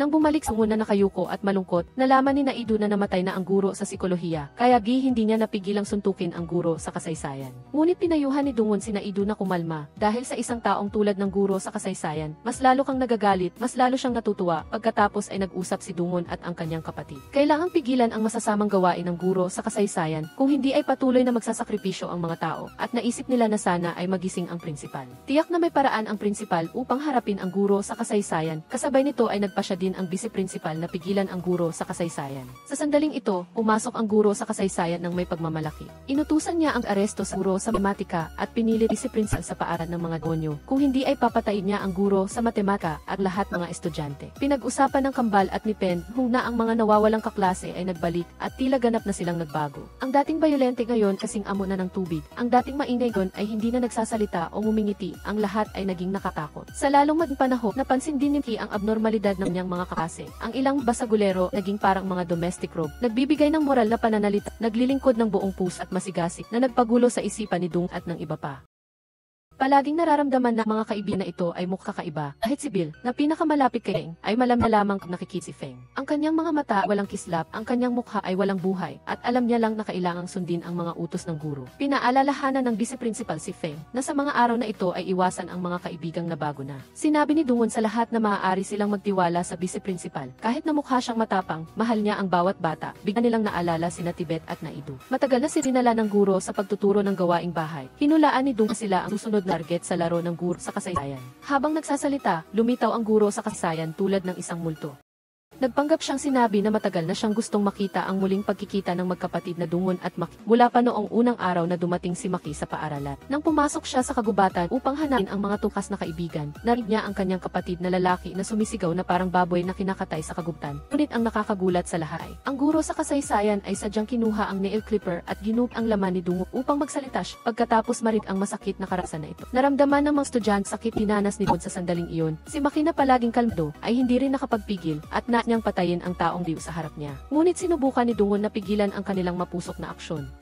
Dahil alam niyang kapag nawalan sila ng kalma, mahuhulog sila sa nakakabaliw na laro ng guro sa kasaysayan. Biglang may narinig na nakakatakot na putok ng baril sa labas. Nagpanggap ang guro sa kasaysayan na binaril ang mga estudyante upang takutin sila na ito ay bahagi ng plano. Di kasabay nito, narinig din ni na Tibet at Naidu ang putok ng baril. Ngunit walang pakialam na sinabi sa kanila ng guro na ang lahat ay nangyayari ayon sa plano D. At sina Tibet at Naidu ang susi sa plano. Sa gabi, nag-aya si AC kay Penyong na maghanap ng pagkain. Ngunit hindi inaasahang nakita nila si Trintre na may dalang kutsilyo at naglilibot. Walang pakialam na sinabi ni Trintre na nilabag ninyo ang mga patakaran kaya dapat kayong parusahan. Agad niyang itinaas ang kutsilyo at malakas na sinaks ang dalawang lalaking estudyante. Tak na tumakas ang dalawa, ngunit hindi sila binitawan ni Trintre. Hinabol niya sila papasok sa silid. Sa gabing ito ay tila nakainom si Trintre ng pampalakas. Tumaas kanyang lak sa labanan. Ang dalawang lalaking estudyante na pinagsama ay hindi pa rin kakalaban sa kanya. Sa kritikal na sandali, mating si Vice Principal sa oras, nagturok ng sedative kay Trintre. Sinabi niya sa mga estudyante na ito ay side effect ng gamot. Kung hindi siya iinom ng gamot sa tamang oras, lalong magiging bayolente si Trintre. Nanginginig ang mga estudyante, wala na bang makakata sa kanya ngayon? Nag-aalala na sinabi ni Vice Principal na,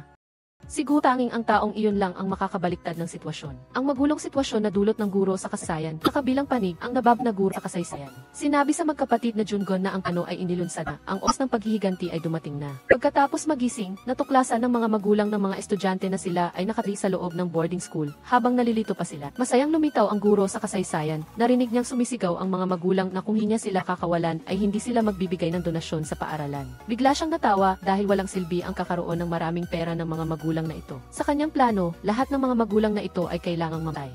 Masayang tinatak niya ang kanyang obra maestra at isang brutal na gawain ang magsisimula. Ang hepe na laging nasa itaas ay nakatali sa isang masikip na silid at nag-utos ang guro sa kasaysayan. Dahan-dahang pumasok ang kanyang anak si Naidu, ngunit walang intensyon si Naidu na kalan ang kanyang ama. Dahil palagi siyang sinabi ng kanyang ama na wala siya silbi, kaya gagawin niyang sinabi ng kanyang ama. Tumayo ang guro sa kasaysayan, tumatawa at sinabi sa ama ni Naidu na huwag magmadali dahil ang plan ay opisyal na magsisimula bukas. Sa kabilang panig, narinig ni na Pain, Hong at ng Kambal ang ingay sa labas at pa siya silang lumabas para tingnan. Hindi inaasahang sina Fuji at Jin ay nasa pintuan at humaharang na parang dalawang katikipper.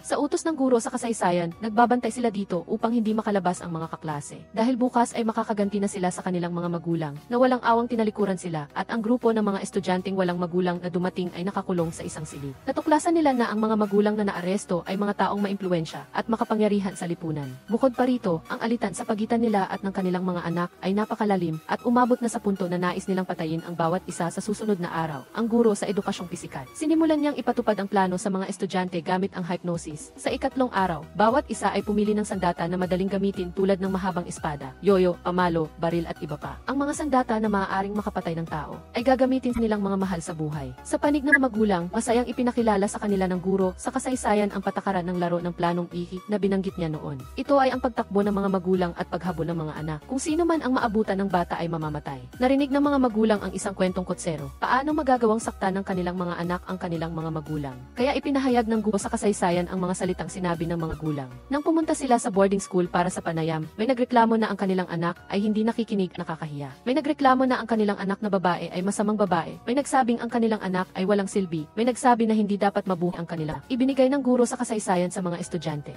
Napanood ng paulit-ulit ang masakit na video na ito. Sa pagkakataong ito, naniwalan ang mga gulang na kayang maghiganti sa kanila ng kanilang mga anak. Pinalabas ng guro sa kasaysayan ang mga magulang ayon sa pagkasunod-sunod ng kanilaman. Ang isang nakakabaliw na laro, ang pagtakbo ng mga magulang, ang paghabol ng mga anak ay opisyal na nagsimula. Sa silid-aralan, pinatugtog ng guro sa kasaysayan ang isang masiglang musika at kampante siyang umupo habang tinatamasa ang nakakatuwang sandali na ito. Sa paghahanap, masayang binaril ni Hugo ng sunod-sunod ang kanyang ama na mas gusto lamang ang kanyang kapatid na lalaki, habang si Bill naman ay maihawak na palakol. Balak niyang tadtarin ang kanyang ama. Si Fuji ay masayang ininsulto ang kanyang ama na lalaki at babae at iwinagayway ang kanyang karit ng kamatayan sa kanyang ama na isang kapitalista.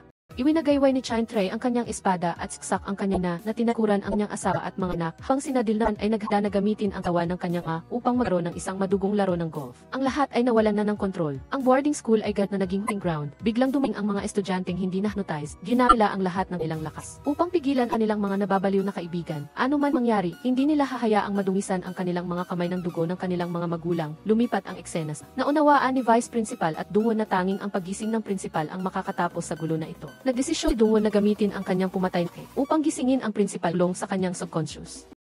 At ang pumatay na atake na iyon ay ang pagmamahal. Taos puso niyang sinabi sa principal. Kung hindi siya ililigtas ng principal, siya at ang kanyang kapatid na babae ay mananatiling mga ulila. Hindi minamahal ng mga magulang, ngunit ang paglito ng principal ay nagparamdam sa kanya ng init na hindi pa niya nararanasan. Bagaman hindi sila inampo ng principal, sa puso ni Dungon, ang principal ay ang nag-isang ama niya sa buhay na ito. Gayunpaman, ang nakakaantig na salita ni Dungon ay hindi pa rin nagawang gisingin ang principal. Nang akmang aalis na si Dungon ng malungkot, biglang hinawakan ng principal ang kanyang pulso. Mayroon din akong sariling anak, sa panig ni Naidu.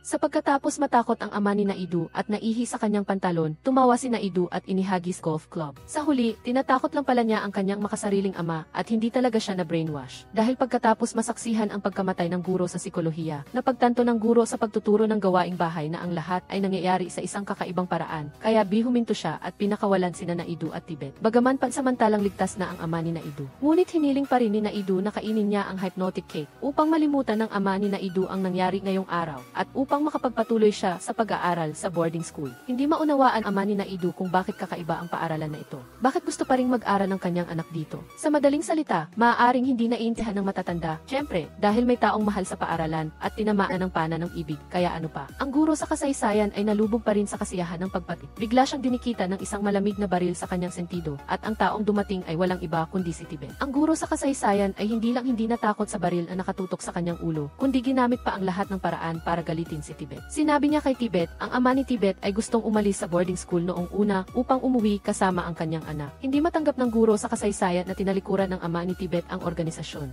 At mas lalong hindi niya matanggap ang perpektong kaligayahan ng pamilya ng ama ni Tibet, kaya't ikinuha niya ang lubid sa puno at mahigpit na sinakal ang ama ni Tibet. Nang marinig ito ni Tibet, naramdaman niya ang galit, naging pula ang kanyang mga mata, gusto niya talagang barilin ang taong iyon na sumira sa kanyang pamilya, ginamit niya ang lahat ng kanyang lakas. At galit na itinumba ang guro sa kasaysayan sa sahig. Ngunit mas lalo pang nasabik ang guro sa kasaysayan, gusto niyang makita si Tibet na papatayin siya, at pagkatapos ay magiging isang demonyo. Sa mahalagang sandali na iyon, dumating ang principal at pinigilan si Tibet na malapit ng biglang mawala ng kontrol, habang ang guro sa kasaysayan ay patuloy na nakangiti at pinapaalalahanan sila. Maaaring nasa panganib sina Maki at ang iba pa. Sa panig naman ni Maki, biglang may narinig na putok ng baril sa likod nila. Lumabas na hinahabol sila ng guro sa edukasyong pisikal, ang pinakamalakas sa boarding school. Paano lalaban ang mga estudyante sa guro sa edukasyong pisikal? Salong madaling panahon ay naabutan niya ang lahat. Nakita ni Maki na may malaking panganib na paparating. Upang protektahan ang kanyang mga kasama, mata niyang hinarap ang dulo ng baril ng guro sa edukasyong pisikal. Isang putok ng baril ang narinig, bumagsak si Maki sa isang po ng dugo. Agad na kumilos ang guro sa pagtuturo ng buhay. Ngunit sa harap ng ganap na lakas, siya ay naging isang punching bag na walang kakayahang lumaban. Sunod, si Naidu, upang protektahan ang dalawang babae. Tumalon siya upang guluhin ang guro. Nakita ng guro sa edong pisikal na gustong makipag-away ni Naidu sa kanya, kaya gaytuwang-tuwa siya. Dahil simula pa noong bata siya, isang halimaw na hilig makipag-away. Pagkatapos ng ilang rounds ng labanan, si Naidu ay binugbog na. Sa kabilang panig, naramdaman ni Maki na hindi na siya magtatagal, kaya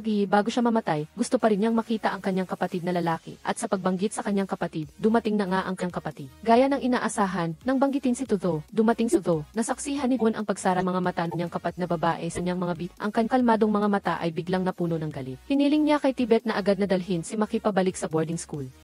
At papatayin niya mismo ang taong iyon para ipaghiganti ang kanyang kapatid na babae. Sa kabilang panig, nahirapan ang kambal na hulihin si Fuji at sabay-sabay nilang sinermonan ang masamang ama ni Fuji. Sunod, nagmamadali si na nakikiusap kay Bill na huwag nang saktan ang kanyang sarili. Kasabay nito, tinuturuan ng prinsipal ang guro kasaysayan na mayroong pagmamahal sa mundo, mayroong tunay na pagmamahal, bibigay sa atin ng kahalagahan sa ating sarili. Kung makita natin ang ating kahalagahan, hindi natin hahayaang maging demonyo ang ating sarili. Ngunit hindi sumasang-ayon ang guro sa kasaysayan dahil naniniwala siya na gawin ng pagkamuhi lahat. Sa oras na ito, natagpuan na ni Dungon ang guro sa edukasyong pisikal, ang taong responsable sa pakasakit ng kanyang kapatid na babae. Kinuha ni Dungon ang hypnotic pen sa ilalim ng kanyang mahus na hypnotic technique, sinimula ng guro sa edukasyong pisikal na saktan ang kanyang sarili. Ibinuhos niya ang kanyang pinakamabigat na suntok at sinuntok ang kanyang ulo hanggang sa dumugo. Ang bagyo na ito ay malapit matapos, bumalik na normal ang mga estudyante. Ang mga magulang ay nakipagtulungan din sa pagkain ng cake na pampalimot at mas tinanggap ng guro sa kasaysayan ng guro sa edukasyong pisikal ang posas mula sa pulisya. Dungon naging kahalili ng prinsipal. Bago umalis ang guro sa kasaysayan, iniwan niya kay Dungon ang isang nakakabighaning pangungusap, hanggang buhay ako. Patuloy na isasatuparan ang panudhi, walang katapusan, at ang taong magsasakatuparan nito ay maaaring ako o maaaring iba pa. Nakita ni Dungon ang eksenang ito at ngumiti ng kampante, tulad ng isang ama na nakitang nakahanap ng tahanan ang kanyang na baba at sa labas ay mas matapang pa, inakbayan niya si Naidu at pagkatapos ay hinalikan siya ng walang tigil. Sa panig naman ng prinsipal, iniwan niya ang lahat ng kanyang ari-arian kay Dungon. Ang estudyante na pinakamamahal niya sa paghawak ni Dungon sa pamamahala ng boarding school, sa wakas ay makakasunod na siya sa taong mahal niya ng may kapayapaan sa isip. Di nagtagal, mapayapang umalis sa mundo ang prinsipal, at pagkatapos ng 6 na buwan, bumalik sa ayos ang lahat sa boarding school. Malinaw ang langit at maganda ang panahon, kasama ang guro sa matematika at si Penhung. Ang grupo ay nakaupo sa tabi ng lawa at tumutugtog ng malambing na musika. Ang nahihiyang binata ay nagpahayag ng kanyang damdamin sa magandang dalaga. Ang vice-principal ay mayroon pa ring matatalim na salita, ngunit may malambot na puso. Habang ang mapaglarong kambal, bagaman busog sa bawat kainan, ay gusto pa rin nilang magnakaw ng croissant ni Penhung. Ang mga estudyante ay maaaring tumawa ng maluwag at tamasahin ang kaligayahan ng pagkakaibigan. At tunay na pag-ibig, ang boarding school ay naging tunay na tahanan ng lahat. Ngunit isang araw, ang boarding school ay nakatanggap ng isang hindi inaasahang bisita. Ito ay si Zero, ang taong kinikilala si Jungon bilang kanyang mortal na kaaway. Ang kakayahan ng dalawa ay magkapareho na simula pa noong nasa paaralan sila. Sila ay mga karibal, at sa pagkakataong ito, bumalik siya na parang sinapian ng baliw na guro sa kasaysayan. Sa oras na ito, wala siyang sinabi. Iniwan niya lang si Jungon ng isang kakaibang tawa. Tulad ng huni ng mga unggoy sa tabi ng ilog na nakakapangilabot, at tiningnan muli ang isang serye ng mga kakaibang aksyon ng kakaibang paaralan na ito. Mula sa orihinal na kurso na pinilit ang mga estudyante na patayin ang isa't isa, hanggang sa pagtuturo sa kanila ng katotohanan tungkol sa pagmamahal, mula sa pagpapahirap sa kanila ng pisikal at mental na paghihirap, hanggang sa pagpapaunawa sa kanila ng katotohanan na tinalikuran sila ng kanilang mga pamilya, ang pagkawasak ng orihinal na pamilya, ang mapanlinlang na balak ng mga masasamang group. Paulit-ulit na naranasan ng mga bata ang mga pagsubok sa pagitan ng kabutihan at kasamaan digmaan, ito ay isang labanan sa pagitan ng pag-ibig at pagkamuhi. Isa rin itong marangal na medalya ng kabutihan, na sinira ang tanikala ng kalikasan ng tao. Ano man ang dilim, maniwala ka na sa huli ay mayroong liwanag. Ang karahasan ay ginagawang demonyo ang mga tao, habang ang pag-ibig ay maaaring magpakalma sa lahat puot at nagtuturo sa atin kung paano magpatawad. Okay, tapos na ang aming review. Umaasa kami na susuportahan ninyo kami sa pamamagitan ng pagpindot sa like button. Tandaan na mag-subscribe sa aming channel. Magkita-kita tayo sa susunod na episode.